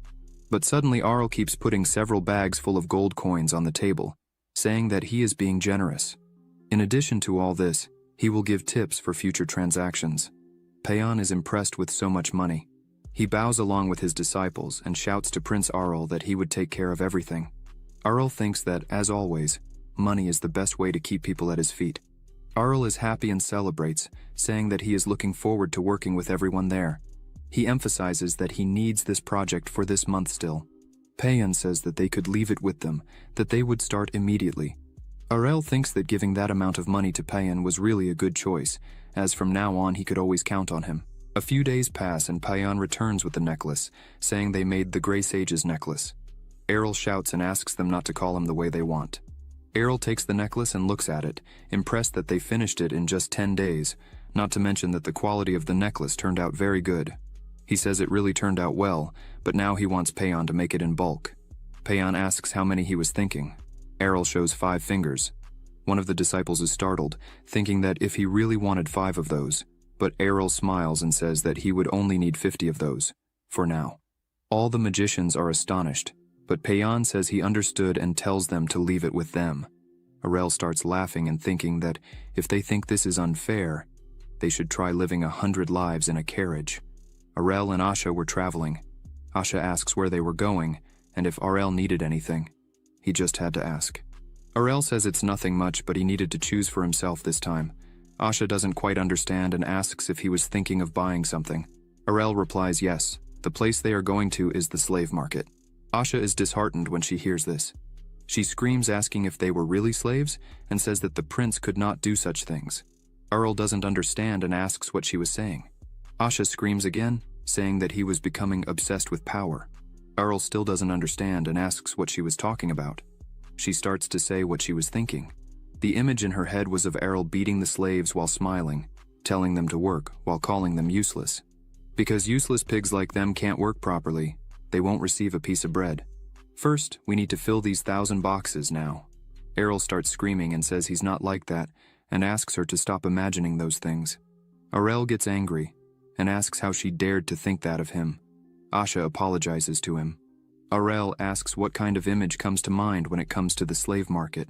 A hell full of screams. People crying after being separated from their families. But in fact, the answer is totally different. Errol is surprised, as it is much cleaner than he expected. Asha says that if any slave had some strange disease, it would be a big problem. And that's why management needs to be strict. Errol says he understands. A man approaches them and says, that's exactly right, and they could say that there was the most excellent and complete management service, as this place deserves to be called the largest slave markets in the capital. He bows and introduces himself, saying it's a pleasure to meet the prince in person. His name is Ian. He is the owner of the slave market. Errol smiles and says he doesn't need to be so formal. After all, he was there as a simple customer. Errol asks Ian if he has heard the story. Ian smiles and says he doesn't need to be so polite, then he asks Errol to follow him. They start walking around the place. Ian begins to say that, as he can see, they followed legal procedures and, therefore, Errol could buy and sell slaves there. Errol, seeing this, begins to understand how it really worked and asks if it's really like that. Ian replies that yes, everything is done correctly and, therefore, he doesn't need to worry about anything. Asha explains to Errol that the people who were enslaved, there were people who couldn't pay their taxes, or people from noble families who went bankrupt and lost their value. Errol asks if there is some kind of law that, as soon as families are ruined, people become slaves. Asha explains that it's not like that, but people who prefer to become slaves don't go hungry. Ian says that's exactly right. Most of the slaves were like that. Of course, there were also thieves and criminals, but there's no need to worry about that. Errol thinks that maybe because they knew he was going there, The criminals were separated from the other slaves, but that's not relevant to him. Ian sits in his chair and asks what kind of slaves Errol was looking for. Errol says he wanted many of them. Ian is overjoyed, as the sale would be big. Then he asks how many the prince needed. Errol says he needs 150. This leaves Ian speechless. He starts looking quickly at the sheets on his desk. Errol asks if that's too much for them. Ian replies that no. They have facilities with slaves outside the capital, so the quantity would not be a problem for them. Ian asks why Errol wanted so many, but Errol laughs and says not to worry. It's not to do something strange, but he needs to have a requirement to make regarding the slaves. Errol emphasizes that he wants several slaves in groups of 4 to 5 people who are family members, neighbors, or close acquaintances. Ian is a bit puzzled by this. He says it seems quite complicated to achieve, but it's not uncommon for entire families to be enslaved. He snaps his fingers and some men appear with stacks of papers. They put them all on the table. Ian asks what Errol thinks of this. Errol starts looking through the papers and asks them to help choose those who can at least read. He also asks Ian if he can send the slaves to any place he chooses. Ian replies yes, just choose the place and they will send them. Errol is satisfied and says they have a deal. Errol snaps his fingers and asks Asha to bring the money. Errol emphasizes that he intends to work well with Ian. Asha throws a bag of money on Ian's table, who is extremely happy with the amount of money. He starts laughing a lot and says he will do his best to serve the prince as a VIP in the future. Errol smiles again and says that, as always, money is the best. Asha just sighs inside the carriage. Asha asks what the prince was thinking of doing with so many slaves. Errol was looking out the window while thinking. He turns around smiling and says he was thinking of making them residents of his new territory. Where they were going is why he needs so many people. There are not many people living in the territory. What's the point of pretending to be a lord in an empty place? Errol takes his necklace and says he would give it to some slaves. A total of 50 artifacts, 1 for each family. And with that, he would be able to educate all of them. Thus they would become quite useful. Errol asks what Asha thinks about this. She replies that she would never have imagined that this was the real reason why the prince was wanting slaves. Errol scolds her and says that's why she should stop thinking strange things about him. Errol emphasizes that he has no intention of living quietly there. He would do everything to make his territory prosper and become as good as possible. Asha is impressed by the prince's determination and kindness, but all this was being planned so that, in the future, Errol would live with the maximum comfort possible on his lands. Everything was for the sake of his comfort. Errol thinks he would teach and train these people a lot so that they could work well, even in Fahilia. He was determined. He would make a paradise, even in a hostile place. Back at his home, Errol was lying in his bed, somewhat disheartened, as the biggest difficulty in preparing to live alone would be having to say goodbye to his family and his home, where he lived all his life. Someone knocks on the bedroom door and asks if Errol had time. He replies yes and asks the person to come in. It was his mother, with tears in her eyes. She enters and runs to Errol and hugs him tightly. While holding him in her arms, she asks if it wouldn't be better if she tried to talk to the king again. Errol just stays quiet for a while, thinking that his mother was really sad. Errol starts to say that she doesn't need to be so sad and worry about him, as he would visit her frequently and send many gifts to make her happy. He emphasizes that there is still a year left, so she doesn't need to cry like that. She leaves the room crying. Errol waves with a smile on his face to show that everything is okay. As soon as she leaves, he starts thinking that he really would have to keep secret where he was really going. As soon as everything was ready in his new home, he would tell her everything. But for now, he would make her feel safe. Meanwhile, in the training room, one of the soldiers was flying away with an explosion. Someone was out of control, leaving all the guards scared. This person was screaming that they could not accept this. Never. They would not accept it. They were completely irritated by it. It was Princess Kanya who was screaming non-stop that she would never accept. She looks at the soldiers she trained with and asks for the next one to enter the training room. She asks them to come with all the strength they have, otherwise they might get hurt. She was furious. The soldiers were trembling with fear of her. As she trained, she wondered why Errol had to leave like this, just because those nobles want to keep him under control. She says she can understand the situation Errol is in, but she can't accept it. But what irritates her the most is that the unacceptable thing about all this is that it was only after half a year that he told her. Why did he only say it now? She delivers a blow so strong to her opponent that it throws him with great force into the wall, making the wall crack all over. She calms down a bit and sighs, and thinks that he did it because he knows he can't change fate, but in fact, Aurel didn't say anything before because he was afraid of how she would react. Kanya grips her sword tightly, lowers her head, and says she can't just let him follow his fate like this. The guards start to notice something wrong and see that the aura emanating from Princess Kanya is different. At the moment, a large amount of aura is coming out of her. If the person keeps pushing this strong emotion, the mana inside the body will flow more naturally, but at a faster pace. Extracted from Aurel's Introduction to Anyone Who Can Become a Knight, Kanya turns with a cold and angry look and asks for the next one to enter. On that day, the youngest swordmaster and the third swordmaster in the history of the kingdom were born. Everyone who faced her was thrown away. The cause of this event was the obsession and irritation of Princess Kanya with her younger brother, Prince Aurel. But of course, no one will know that. Suddenly Aurel remembers his first life. He wondered if it was the same feeling he had back then, before joining the army. Time passed quickly, like melting snow. From the day Aurel received his enlistment notice to the day he enlisted, time flew by in the blink of an eye. Aurel feels a bit uncomfortable with this feeling. He wonders if it's because he's preparing for his independence. Currently, Aurel is 14 years old, and his coming-of-age birthday feast is in full swing. People approached Aurel to congratulate him, but he didn't see any sincerity in them. He just wanted everyone to go away quickly. However, he smiled and thanked them for their words, even though he found it all very boring to do. Aurel notices that, compared to his first birthday, there were many nobles present today, and he didn't understand why they were all there. People continued to approach him. Aurel kept a smile on his face, but he thought that when he was a baby, he could pretend to be asleep, but now he couldn't anymore.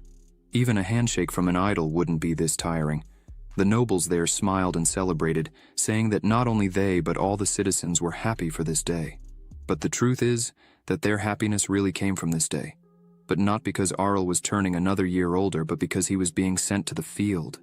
Aurel was fed up with all this. He didn't want to stay there listening to this anymore. He thinks it's very boring to listen to these presumptions. People with fake smiles continued to do the same. Aurel was at his limit and wondered if he should use his strength and turn everything upside down. But suddenly his mother appears and waves to him. Aurel calms down and thinks he needs to behave because his mother was there and watching, so he should behave. Aurel crosses his arms and looks at the nobles, thinking that after a month, he wouldn't need to see this bunch of trash again. He would just be merciful and let them escape with their lives. Elia appears congratulating Aurel. She covers her face and says she heard the whole story. She really doesn't believe he's already an adult and will be leaving for his own territory. Elia says that Liviana must be very sad. Aurel smiles and thinks that the worst aunt in the kingdom was there to test his patience. However, he doesn't lose his composure and starts to say that it's not quite like she's thinking. He lowers his head in respect to her and says that, since it would be something he'd have to do one day, he's happy that the opportunity to contribute to the kingdom has come so early. Elia doesn't like this at all. She covers her mouth again and smiles, saying it's true. She points out that Zayli would also miss him. Thanks to Aurel, Zale's sword skills have improved a lot. She calls a maid and says that Zale will always be grateful for that. Elia says that even though it's something insignificant, she would like to give him a gift. Aurel wonders what this gift might be. Aurel doesn't trust her much and is a bit worried. Suddenly, the maids put a coat on him. Elia says it's a coat made of fox fur from Fahilia. As soon as Aurel sees the coat, he thinks he knew it. She was behind everything. Aurel had already thought about this before, except for the fact that Zayli is not the type to keep his half-brother under political control. The person who has the power to manipulate the entire aristocracy and count on their support to boost territorial advancement is quite obvious who it could be. Aurel looks at the coat and thinks that still, what a dirty personality. He wonders if she was mocking him as soon as she gave him this coat. Aurel starts to get irritated again. His hands start to tremble, but he thinks that if he gets angry, he would end up being a jerk and might have big problems with the kingdom.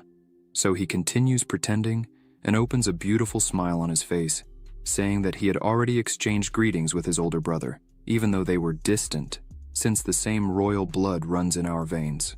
Aurel says that when his older brother needs help, he will definitely rush to help him. She smiles upon hearing this and says that Aurel is very kind.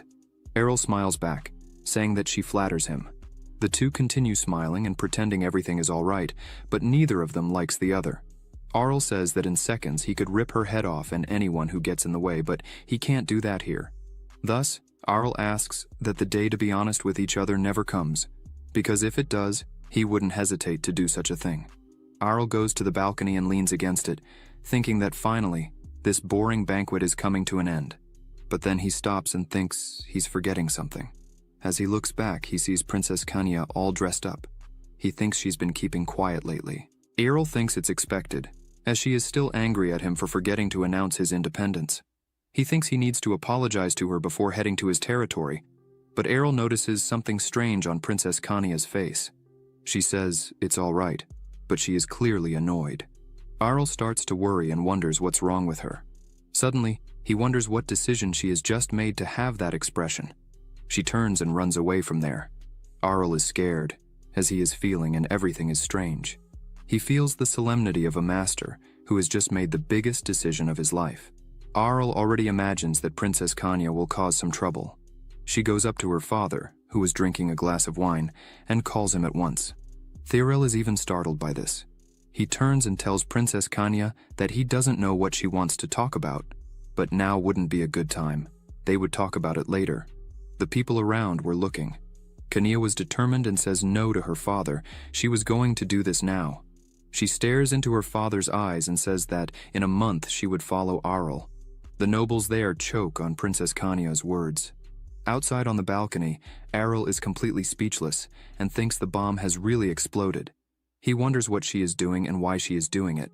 Arl looks at Princess Kanya's mother and wonders why she isn't doing anything to try to calm Kanya down. But as soon as Arel sees her face, he realizes she couldn't stop Princess Kanya. King Theorel starts to get annoyed with this. A dense and strong aura was coming out of his body. He looks at Princess Kanya and says that her joke is going too far. Theorel asks Princess Kanya what she means by following Arl. Meanwhile, Arl is just watching from a distance. He thinks the king shouldn't have done that because Kanya would come out stronger if he continues with this. But Arel is also curious to know why she wants to follow him. Kanya looks at her father and screams that she has become a knight of Arel. As soon as Arel hears this, he punches his own face. Theorel says this is going too far. It's not easy to become a knight no matter how much Kanya tries to learn fencing. But Princess Kanya screams back that this is not true. She can do it. She emphasizes that she reached the master swordsman level not long ago. The nobles around hear this and are astonished. Arl is impressed because she is really telling the truth. Theorel says it's hard for him to believe because she's only 19 years old. The only person in the history of the entire kingdom who achieved this at that age was the late king. Princess Kanya gets annoyed and takes a sword from one of the guards. She says that if her father doesn't believe her, then she will show him right now. She starts to concentrate, and an aura begins to run through the sword. She yells for everyone to back away from her immediately. The aura begins to expand throughout her body and rise with an absurd density. The glow was so strong that some people there had difficulty looking directly at her. Kanya prepares to attack and screams. As soon as she attacks, a strong beam of light comes out, crossing the entire room. She cuts the cake table and everything with the power of her aura. Errol goes crazy seeing this, as he still can't understand, even though she's strong like this, why she's doing this. Everyone is impressed by the strength she has. The nobles begin to say that she really became a master of the sword. Everyone starts to celebrate the strength and achievements of Princess Kanya. She turns again to her father and says that she has been thinking all this time. She bows and says that Arl has received his property and will soon leave, while she will end up marrying someone she doesn't even know. If that's really the case, she prefers to choose the path of a knight herself. Arel looks at all this without saying anything, but inside, he's crying with joy, thinking that normally he would cry and clap for Kanya. However, the place and the situation don't allow it. Arel thinks that she is renouncing being a princess in front of a bunch of aristocrats. Even if she said that this is just a joke, the consequences would not be a joke. Everyone continues to look at this and starts to talk among themselves. Princess Kanya continues to bow before the king with a somewhat strange expression. Arel wonders if she chose this place on purpose. He starts to freak out because now that things have turned out this way, it won't be easy to fix. He starts to ask himself who was the idiot who taught her these tricks. However, he stops for a moment and thinks that it was he himself who taught her the power of fencing. Arel thinks that this is not the time. He needs to do something to try to stop her. Arel begins to speak, but Kanya interrupts him and tells her father that if what she showed wasn't enough, she would show that her determination is sincere. Arel falls silent, and Princess Kanya begins to walk. She raises her sword and places it near her chest and kneels before Arel and begins to say, "The sword that was trained in this life, and the sword that will have to be trained in the future, in this place." She swears that she will dedicate to Arel. She swears to stand by his side and defeat all the difficulties in her path with her sword. Arel is speechless, just looking at her.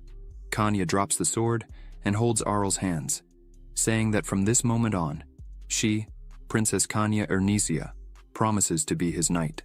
This is the knight's vow. Arel continues to say nothing and is a little impressed by Princess Kanya's determination. Arel looks at her, thinking that it's hard to say that this is a formal oath, as Kanya is a princess and does not have the title of knight, and most importantly, there is no consent from him. But that's not even the main problem. The bigger problem is that all the nobles were there looking at the two of them. The oath of a knight is not something that can be considered a joke. Moreover, the person who has reached the rank of Master of Aura is making such an oath, so no one has a choice but to accept that the oath was really made. Arel puts his hand on his head and sighs, because he just realized that all this was part of her plan. While Kanya is kneeling looking at Arel, she thinks that she is not doing this just because she is concerned about Arel, but also to open paths for herself. Arel looks at everyone and thinks that it's really very funny, because everyone's expressions are no joke. King Theorel is completely shocked by this. Kanya's mother even sat on the ground, shocked by the situation.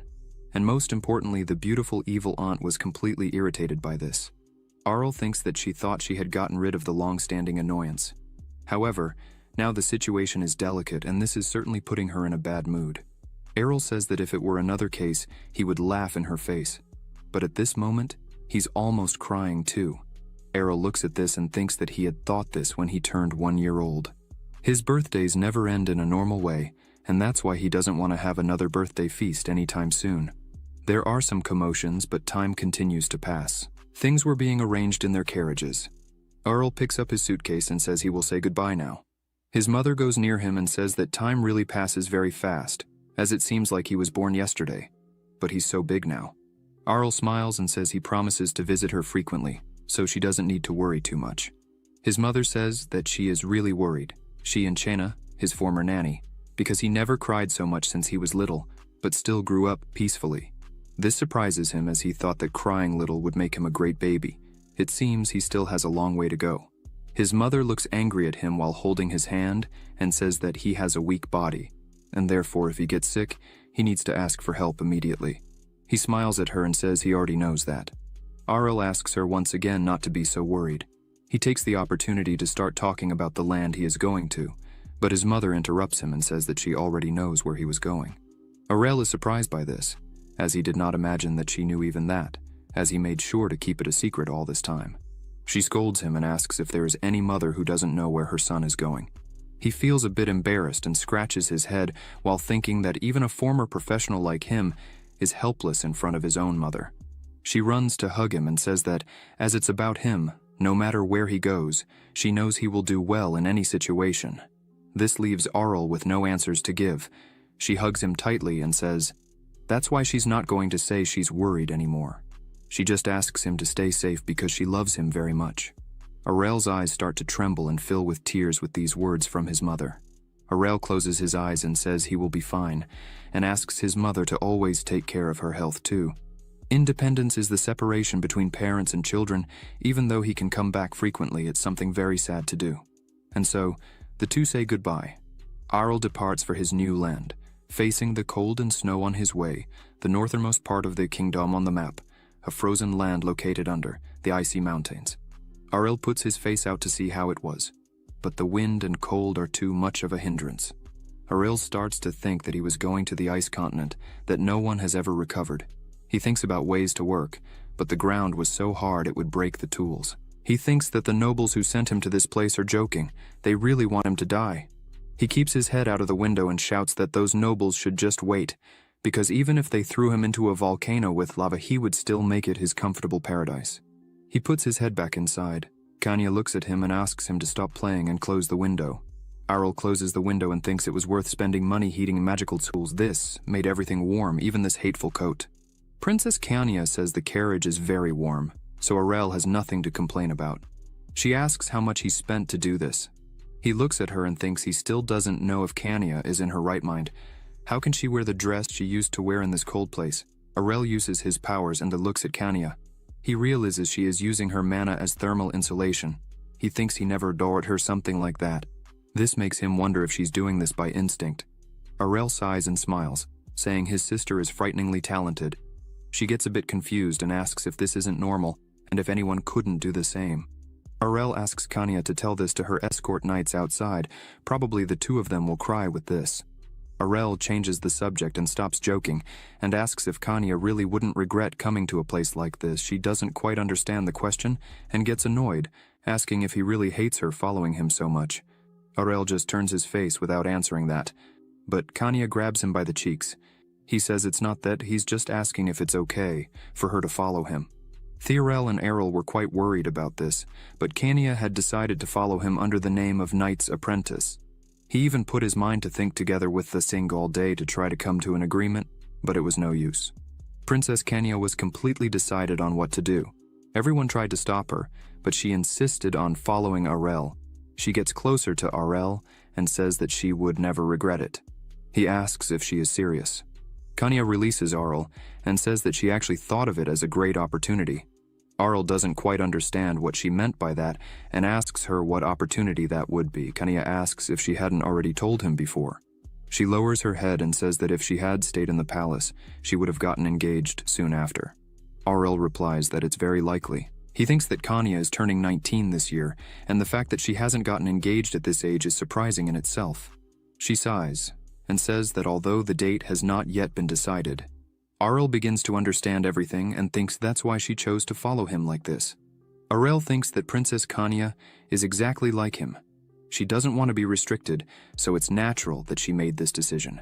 She leans on the window and says that she will seek her freedom from now on. Arul asks who her partner would be. Kanya says she didn't know, as she had rejected it before even hearing the name of who it was. Arul makes a strange face and thinks it's lucky that they didn't end up together, as even a nobleman would have difficulty dealing with her strong personality. As they continue their journey, Arul thinks he doesn't know who the wretch is, but that person should thank him. Or maybe not. A few hours later, they finally arrive at Prince Arul's castle. He and his guards enter smiling. Currently, Arul has 1,000 soldiers, 200 slaves who will be the residents of this place, and lastly, the alchemist entourage and maids. Arul smiles and thinks that it's time to start building his own empire. First of all, command over the military of Fahilia was basically assumed by Asha and Sena, who took care of everything. As for Princess Kanya, although it's a shame, Arul doesn't want to entrust her with any work. The reason for this is what they would do if the Knights' barracks collapsed one day with her in charge. As soon as Kanya sees the snow, she runs out happily, while Arul just looks at it. Thinking that considering this is what she's doing as soon as they arrived, it doesn't seem like she'll care too much about it either. Arul goes to his room and sits in his chair and wonders if it's really time for him to start working. The total population of Fahilia is about 10,000. They live in 12 villages. Arul starts thinking about the best ways to connect all the villages while he reads the books. He thinks that most of them are hunter-gatherers who have lived there since their ancestors. There have been no new residents for decades, and the population continues to decrease. This makes Arul realize that this place is not just poor, but also on the path to total ruin. The royal palace does not charge taxes from this place. They just put this place on the exemption list and completely ignore it. Arul sighs deeply and thinks, who the hell was the former lord for this place to end up in this situation? He lies back in his chair with a book in his hands. There was the accounting record. Arul starts reading and realizes that it was an ambitious attempt to recover this land. As the deficit was very high, the former lord borrowed money from other territories, and thanks to that, he went bankrupt. Arul gets angry and throws the book away and shouts that this is a complete joke to him, as he was thinking it couldn't get worse and suddenly finds this out. Arul spreads the map of his territory on his desk and thinks that the former lord was a complete idiot and, therefore, He needs to look carefully at what options he would have at this moment. Errol is looking for something worthy there. Looking at the map more closely, Errol realizes that, as the population is small, there are many abandoned trees there. With that, Errol thinks that if he uses this to start making paper, it could be something good, as paper is something valuable there. Maybe it's an option he can try. However, Errol remembers that his previous products are still selling well, so he doesn't need to worry too much. He decides and says that's the plan. Now he needs to meet the people who live there. Errol has a small doubt, because if the former lord was an idiot, who is really in charge of the territory now? Errol shouts for all the village chiefs to be summoned. Errol emphasizes that everyone must come, and it has to be in person. After a few hours, the representatives arrive there. Errol is sitting in his chair and is impressed that everyone is really there. Looking at them, Errol notes that they were all quite strong. After all, they lived in this place where they had to hunt in this cold to survive. He thinks they are capable of killing 1 or 2 wolves with just their hands. They all bow and greet their new lord. After that, Errol begins to introduce himself to them, saying that his name is Errol Ernesia. He asks them to remember that name. Errol emphasizes that he hopes he can be a lord they can admire. Errol thinks that, clearly inside they can't believe it, because in their eyes, Errol was just a child with powers. However, Errol would not let them look down on him like that. So, he starts to say that he sees a young village chief there. Errol emphasizes that he ordered all the village chiefs to come in person. This leaves the young man a bit scared. The young man throws himself on the ground, saying that his father was the village chief until last year. But he passed away at the beginning of this year, and with that, he had inherited the position of chief earlier. Errol crosses his legs and says that's fine, but he already knew that from the documents he had read before. It's not that Errol wants to pick on any of them, but just to show that he is the one in charge there. Errol says that, anyway, he thinks they would have a long conversation, and clearly, it was quite cold on the way to the castle. So, Errol calls his maids and says they would talk while eating. People are impressed by this. Errol runs up to one of them with a smile on his face, thinking what people of lower status would hate most in the world. Clearly it was eating with a high-ranking person, that is, a meeting with the boss. Errol says it's all on him, so they don't need to hesitate to eat. They could ask for anything expensive to eat. Of course, he might end up with nothing to eat, but they don't need to worry about him. After that, the dining table was ready. Errol was sitting at the end of the table, smiling, thinking that this would be the worst meeting ever. Errol looks at the faces of his guests and notices that it's as if they were sitting on a cushion of thorns. Errol smiles and says they can relax a bit now. One of them shouts, saying they were very comfortable. Errol remembers that this situation was quite uncomfortable for him too. He even had to ask for help from Princess Kania to show how he should behave at a dinner like this. However, Kania just laughed, saying she couldn't get used to seeing him so serious like that. As soon as the chiefs start looking at their plates, they are impressed. Errol says he would like to offer them something better to eat, but it's not possible yet. So he asks them to have a little patience with him, but the chiefs shout that it's not a problem. They are grateful for the grace their new lord has provided them. Errol starts to drink and notices that they say no to almost everything he says while they eat.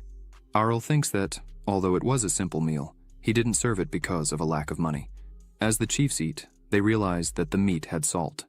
Errol thinks that their reaction is normal because salt there was something precious. Even more so, meat with salt. Errol thinks that although he is the lord of these lands, by eating the same as the village chiefs, he shows that everyone there is equal and has a level of friendship. Thus, it is clear that he is thinking of everyone there. Errol takes the opportunity to start saying that, apparently, the previous lord gave them all a hard life. He emphasizes that he knows how they feel, because if their leader is a complete idiot and follows only his ideas, the population suffers. Errol asks if they would be okay with that. Errol says that if everyone there continues doing what they are doing, in about 10 years this place will be completely ruined, because they are surviving somehow by hunting. Errol asks how long they can last with that. Errol emphasizes that from today he will start giving them various orders. There will be times when they won't understand them, so that's why he wants to warn them in advance. Errol finishes wiping his mouth, slams the table forcefully, stands up and shouts for everyone to just trust him no matter what happens. The chiefs were a bit confused, but they think that His Highness is right. The guards think that His Highness is justice. They start to see Errol as an angel, But he says that's not the case. It's as if everyone there is a fanatic for religion. Arl continues saying that anyway, it will be a big problem if they are dissatisfied with the orders they receive. If they follow them correctly, he will make sure that even the residents can eat like this.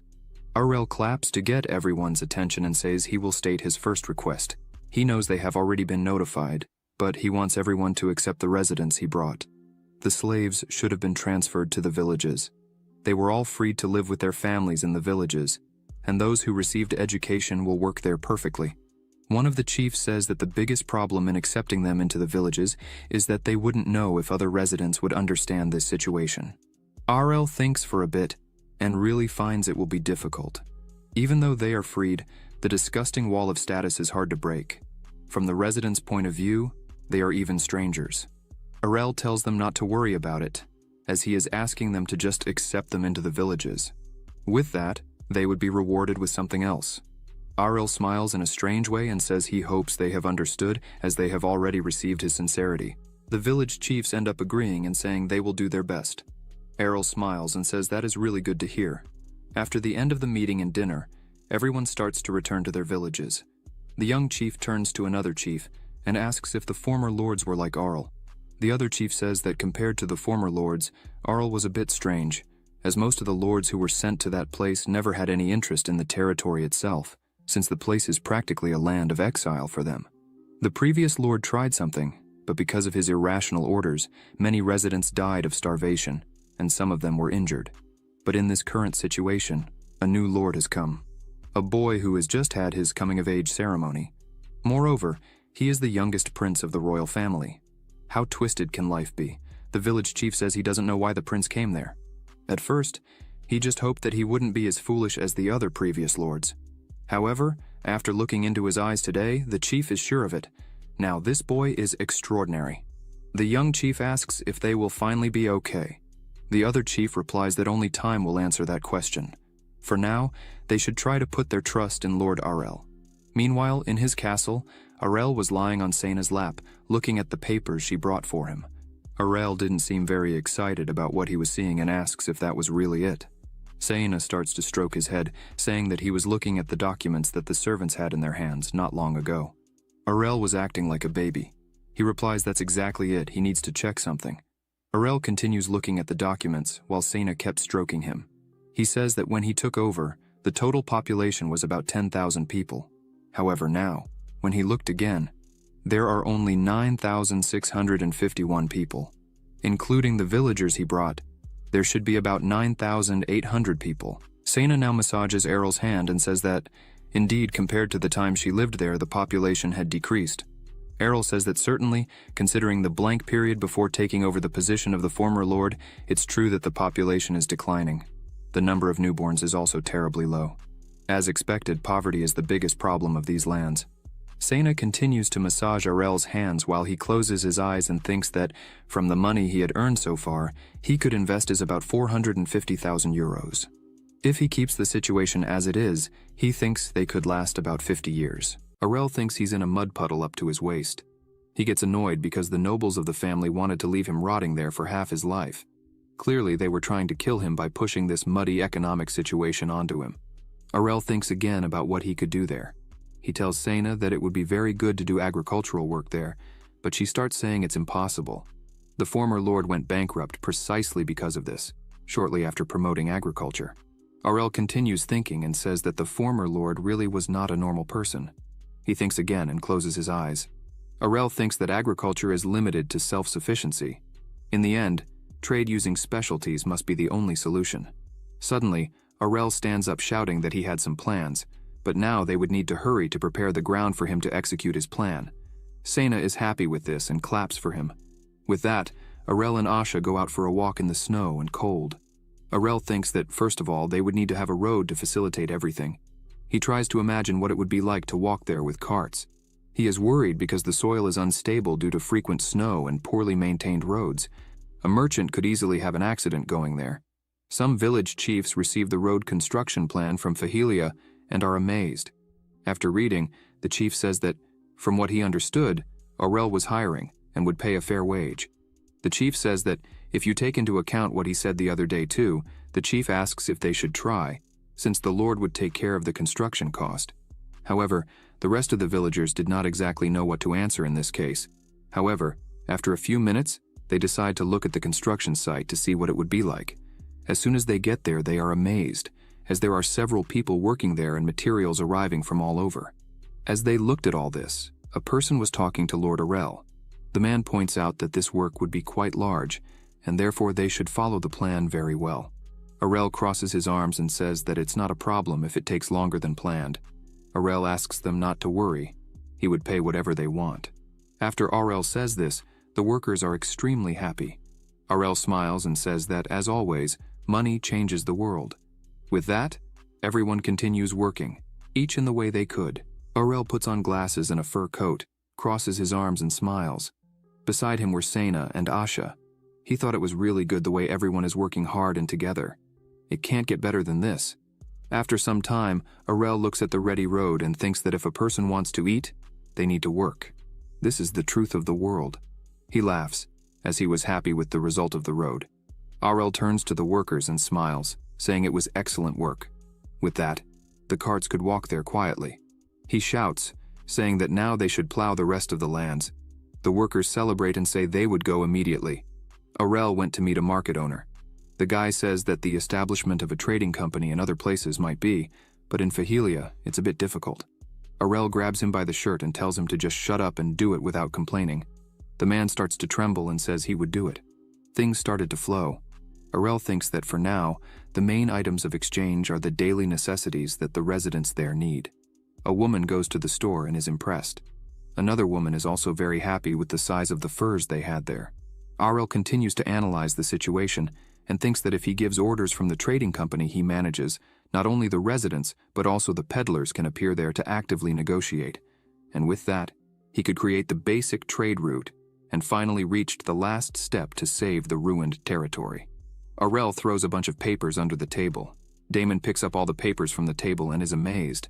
He asks if Arel was really thinking of making paper. Arel smiles and thinks that's exactly it. Paper exists in that world. It is also a low-quality paper, made simply by steaming and weaving fibers. However, even so, it was imported from a foreign country because no one in the kingdom knew how to make it. But thanks to that, it is incredibly expensive to acquire it, so only those with high status can use it. The only place Arel remembers having seen it was in the royal library. However, even in the royal library, most people use parchment paper, unless it is absolutely necessary to use paper. Damon says that paper really is something very valuable. If they can mass produce it, they would have a gold mine in their hands. However, he points out that there is a big problem. No one there knew how paper is made.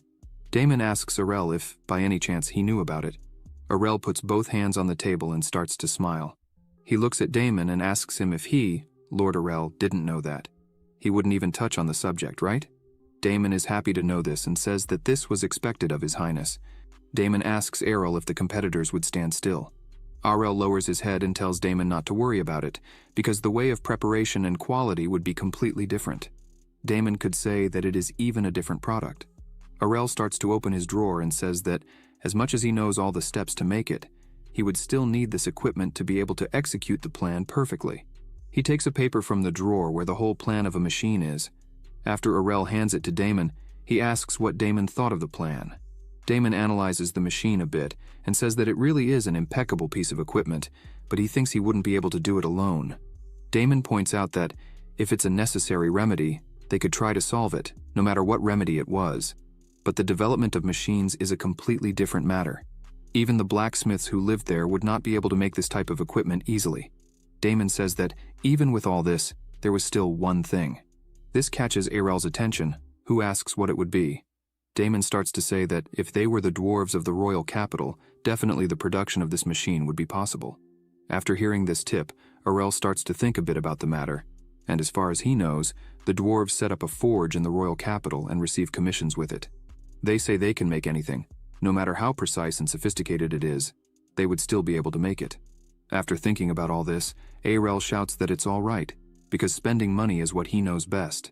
He would take the gold immediately. However, Damon shouts for Arel to wait a moment. He holds Arel by the shoulders and shouts, saying that the dwarves are not like that. If Arel simply got there with money and tried to buy them, they would not accept that kind of thing, so the whole plan would be thrown away. Arel is confused and asks if the dwarves don't like money. Damon explains that, because of the dwarves' pride, instead of money, they prefer orders that bring out the soul of the master craftsman. Arel throws the bags of gold to his butler and asks him to keep them and asks what that means.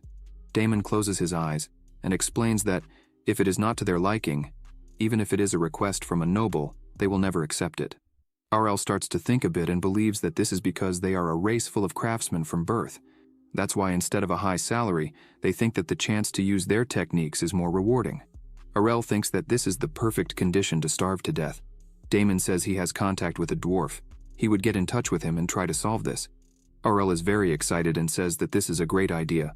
They should do it. Damon says that if they show this project, he is sure that the dwarves would be interested. Arel says that's great, and because of that, he would give the letter with the details of the machine with Damon. After a few days, in the dwarves' forge, iron factory, the dwarves were working hard. One of them shouts that he didn't want to see laziness there, because if they hadn't made progress today, tomorrow's work would be doubled. The dwarves there are scared by this and start working more. Suddenly, the messenger arrives and calls their chief, saying he had a letter for him. The chief asks what kind of letter it is and if it's from the damned royal family again. The dwarves' chief yells, saying that he had recently given them a sword made especially for a child who is a prince or something. The chief emphasizes that he is full of orders until next year, so he wouldn't be able to accept more orders. This chief is named Akin. He goes to the messenger and asks what kind of stupid order they wanted now. The messenger says it's not quite that. The sender is the alchemist who had been there 10 years ago. Akin asks if it's from Damon, that boy. With that in mind, Akin takes the letter and sees that it's from Fahelia. He asks what Damon did to be thrown into such a bad place as that. Akin thinks he doesn't even need to read the letter to know it was something useless. As soon as Akin starts reading the letter, he falls silent for a while. The messenger notices this and calls his master, asking if everything is okay. Akin asks the messenger named Ben if he could take command of the others for a while. This scares Ben, but he agrees, even without understanding the reason. Akin's eyes were wide. He starts to leave and says he would return as soon as he talked to the others. Ben, still not understanding, starts to wonder what could be in the letter to do this to Akin, as he didn't seem normal. What could be written in the letter that made him change drastically in seconds? Meanwhile, in another room, several dwarves were gathering. Everyone sat at the table with their drinks. The dwarves were questioning what was so urgent that Akin had called them all there, as they were full of work to do. In total, there were 35 blacksmiths there. After so many complaints, Akin takes the scroll in his hands and starts to explain. He says it's nothing much. A boy sent a blueprint that he had drawn himself and asked them to make some equipment in Fahelia. One of the dwarves smiles and says that this boy is really bold, but he still didn't see the need to have called them all just to say that. Akin looks at them and says it really seems ridiculous. He himself had thought that at the beginning.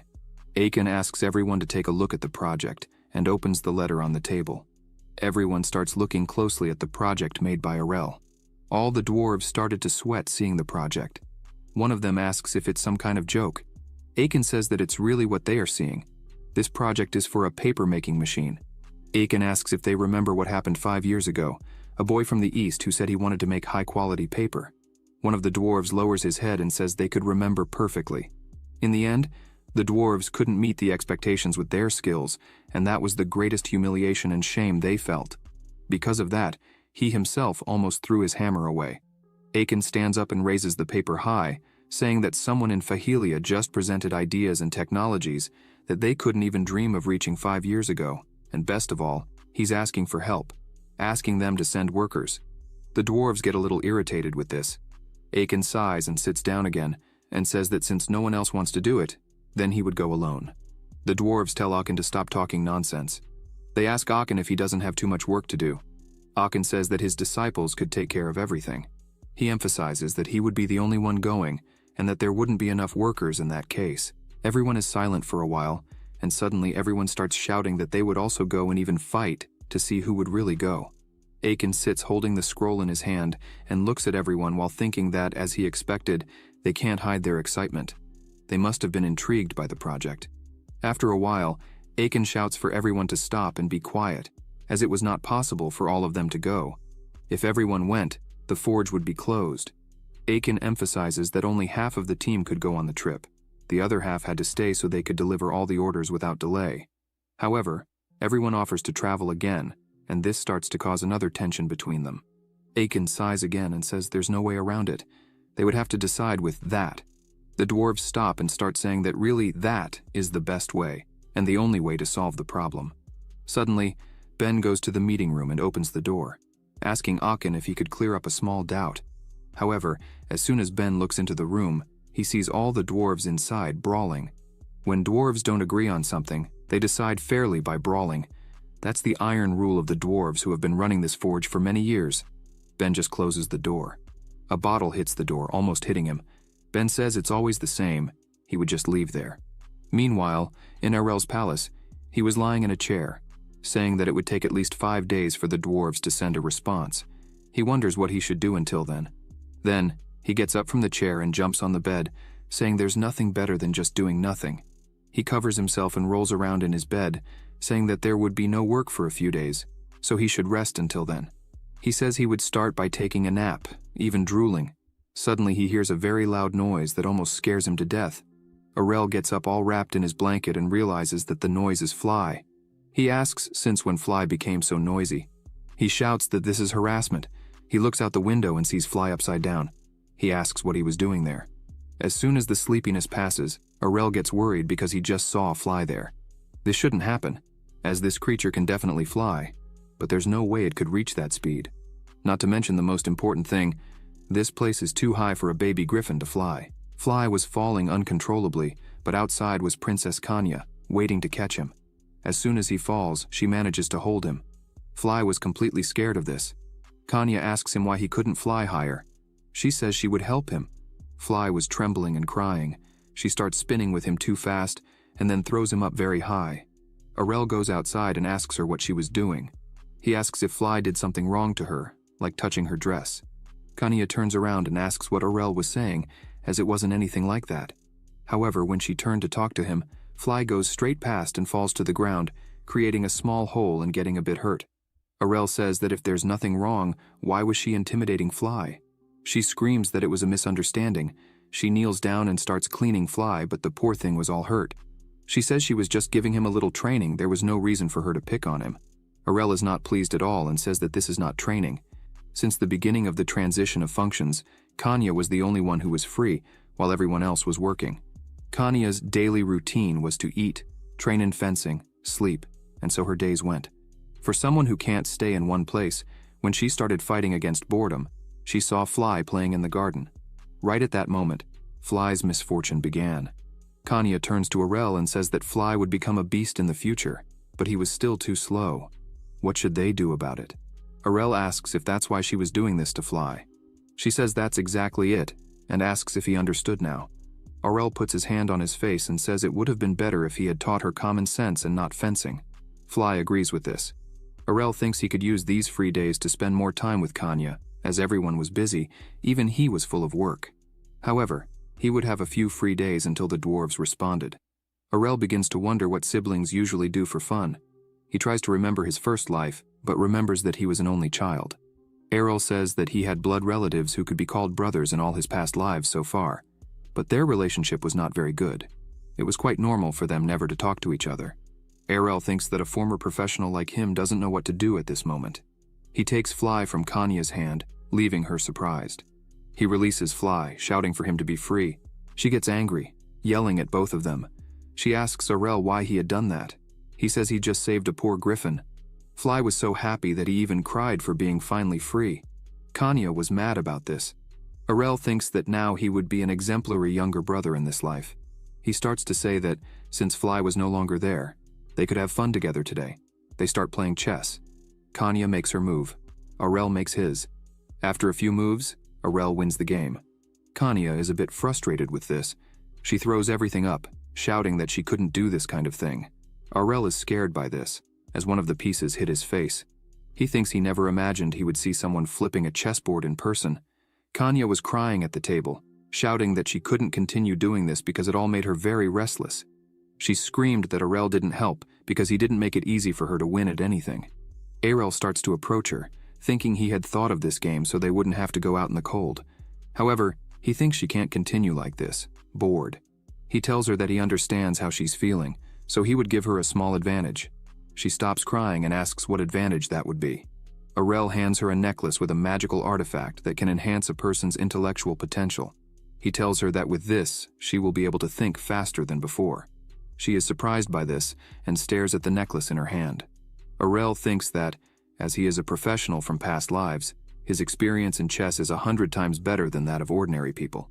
It's a fact that he should give her an advantage. With this, they start playing again. But Kanya starts having trouble again, because she wasn't able to keep up with Aurel. The necklace starts to take effect and glow, but it begins to crack. Aurel is scared by this because the necklace was really breaking because the mana circuit exploded. Kanya starts to tremble again while Aurel just stares at her. She starts to grab her sword with a very angry face. She screams that she had warned that she couldn't do this. She cuts the chessboard into 4 parts while screaming in anger. Aurel just looks at all this without saying anything. One of the parts of the board hits Aurel's head. He just thought that this chessboard was a masterpiece that he had made. Kanya starts screaming again, asking what they were going to do now because unfortunately, they wouldn't be able to play chess anymore. He looks at her annoyed, saying that they really wouldn't be able to play anymore since she had cut it into pieces. Aurel turns around not knowing what to do. He thinks he doesn't know how to play with a sister like this. He really didn't want to leave the house in this cold. But Kanya was full of energy, just looking at him from behind. He turns to her and asks what she usually does for fun. She smiles and says she trains and trains and trains some more. Aurel starts to remember the early years of his life and says this was driving him crazy because he hadn't done anything but rest. He lowers his head and thinks that his sister is completely the opposite of him. He wants to stay inside doing calmer things a little bit, while she wants to go out and explore anything she can. He wonders if there really is anything in common between them. Suddenly, both of their stomachs make noise because they were hungry. He says that for now they just need to eat. But he has a great idea and asks if she wanted to cook with him, if she had time. However, she starts trembling again and asks why cook. Aurel says they had time and it's also a great opportunity. Princess Kanya sighs and asks if there was any need for it, but the truth is she didn't know how to cook. Aurel crosses his arms and sighs. He asks if she really wants to become a knight, because if the answer is yes, then she needs to at least know how to make some simple dishes. He starts to explain that since ancient times, a knight is not just a guard or squire. Many other incidents are bound to happen during expeditions to fight monsters. Aurel emphasizes that a person can hold on for a week or more, but no one can endure an entire expedition without eating anything. It's impossible. However, if the person eats anything they find, there is a possibility of the person ending up dying from food poisoning. Aurel shouts and points his finger at Kanya, saying that's why cooking is an indispensable virtue of a knight. There are many important reasons that will make her learn. She realizes that this makes sense, so she is speechless. She runs to the corner of the room, pretending to cry, and says she had understood everything. Aurel smiles and says she doesn't need to worry too much about it, as he would help her with everything. In the kitchen, Aurel thinks that teaching his older sister to cook on his day off is something a brother would do. The two were already wearing aprons and in the middle of the kitchen.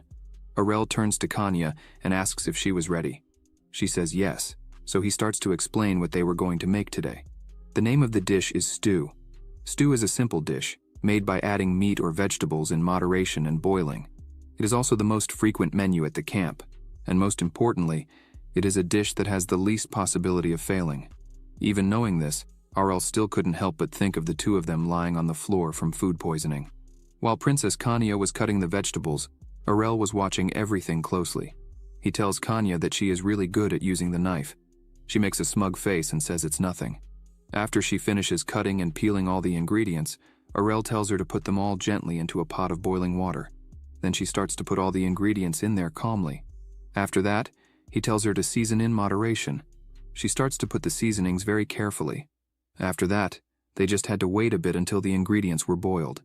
The two were sitting at the table, and they start to smell something good coming from the pot. They go to take a look, and as soon as they look inside, they see that it's all ready. The smell and the look are mouth-watering. This is Aurel and Kanya's stew. As soon as the two finish serving themselves, Princess Kanya sits at the table to try it. As soon as she eats, she starts to smile, saying it's really wonderful, and asks Aurel what he thought. Aurel says it was really wonderful. He had been worried because it had been a while since he had made a stew, but everything turned out fine in the end. As soon as Princess Kanya hears this, she is amazed, because in addition to Lord Arel being very young, he was even younger than her. So how long ago had he already done this? Arel smiles and says he didn't do much there. All the work was Kanya's. So no one will be able to say that she doesn't know how to cook from now on. While he was eating, he thought that with this, his mission to play with his sister was completed. When they finish eating, he will recover the nap he had lost earlier. Kanya thanks him for the words he had said to her, but suddenly a man runs into the kitchen shouting for Arel. His clothes were all destroyed. He shouts, saying they were in trouble. Arel is worried about this. He even spit out the soup. He thinks he had told no one to bother him today. If someone disobeyed his orders, it must be something serious. Arel quickly stands up and slams the table, asking what had happened. The man screams that a group of dwarves had arrived there. Arel doesn't understand this and asks what he meant. The man, crying, says it's the dwarves. They are outside, holding various tools and threatening to kill him if he doesn't call the Lord immediately. Arel stops responding while the man was still shaking him and screaming, begging for him to save him. Arel thought those dwarves were there. It seems his day off had come to an end. Back in his office, Arel sits in his chair with his hand on his head, wondering what's wrong with these people who don't have common sense. It's not right to receive a letter and come running to the person's house. The right thing is to respond to a letter first and then proceed according to the procedure. Arel says he really didn't imagine they would come so quickly. For now, he should show them dignity and receive them as the Lord. Arel begins to say that it's really wonderful to see them there so excited. Probably all of them were from the blacksmith factory, but Aiken interrupts him and asks who was the boy who drew that. Immediately, Asha starts to move her spear quickly, placing it between Arel and Aachen. She turns to him and says that was extremely rude of him, and therefore, he should apologize to the Lord immediately. Aachen turns to her and says that for a girl, she has a lot of courage. Immediately, Asha gets angry and asks what he had just said. Arel realizes that Asha was about to kill him, so he starts to ask her to restrain herself, as Damon had warned that they were like that. For reference, dwarves understood the human status system, but they simply didn't care about it. Even with the king, they spoke like this, saying that if the king shortened the delivery deadline again, he would die, and they still called him a stupid bastard. They say that the greater the craftsmanship skill of a dwarf, the ruder they are. Arel says that since they are different races, they should treat them accordingly. Asha calms down and says that if the Lord is saying so, then it's okay. Arel thinks he needs to end this conversation as soon as possible, because if it starts to get out of control, Asha would skin all the dwarves alive. Arel says that it was he who drew it and asks what's wrong. Aiken asks if that's really serious. Arel says that's what he said. Aiken says he can't believe it and says that the Lord was hiding the real craftsman somewhere. Arel stands up and hits his chest, saying that the craftsman is himself. How many times should he still say it for them to understand that? Aiken starts to say that a child who seems not to be able to lift a hammer would not be capable of that. Aiken asks Arel to at least say something that makes sense. Arel gets a little irritated with this and asks Asha to quickly cut that vagabond dwarf. She takes the lead and says she was waiting for that. Arel thinks that tonight's dinner would have dwarf sashimi. In the end, the butlers managed to stop Arel and Asha. After they calm down, Aiken puts the project on the table and asks once again if it was really Arel who had made that drawing. Arel shouts once again that was exactly what he said. It's not possible that he has to repeat this more times. Arel asks if they understood that they are repeating the same thing several times. Arel gets irritated again and asks why everyone was there. Suddenly he tells Aachen that if he had sent a letter, he would have received everyone in a better place. Aiken says that kind of talk disgusts him. Arel continues to be surprised by the temperament of the dwarves. Aiken leans on the table and says that, anyway, from what he read in the letter, Arel was wanting to order that machine that was in the project. Arel replies that's exactly it. They didn't have any skilled blacksmith to be able to make that. Aiken says that, anyway, it's impossible to make those pieces with human hands. Arel looks at this and thinks that Aachen was saying this as if it were a certain gift. He wonders if this is the pride of the dwarves. Arel thinks it was important for him to have listened to Damon's advice. If you enjoyed this video, subscribe to the channel, hit the bell icon, and like the video. Thank you.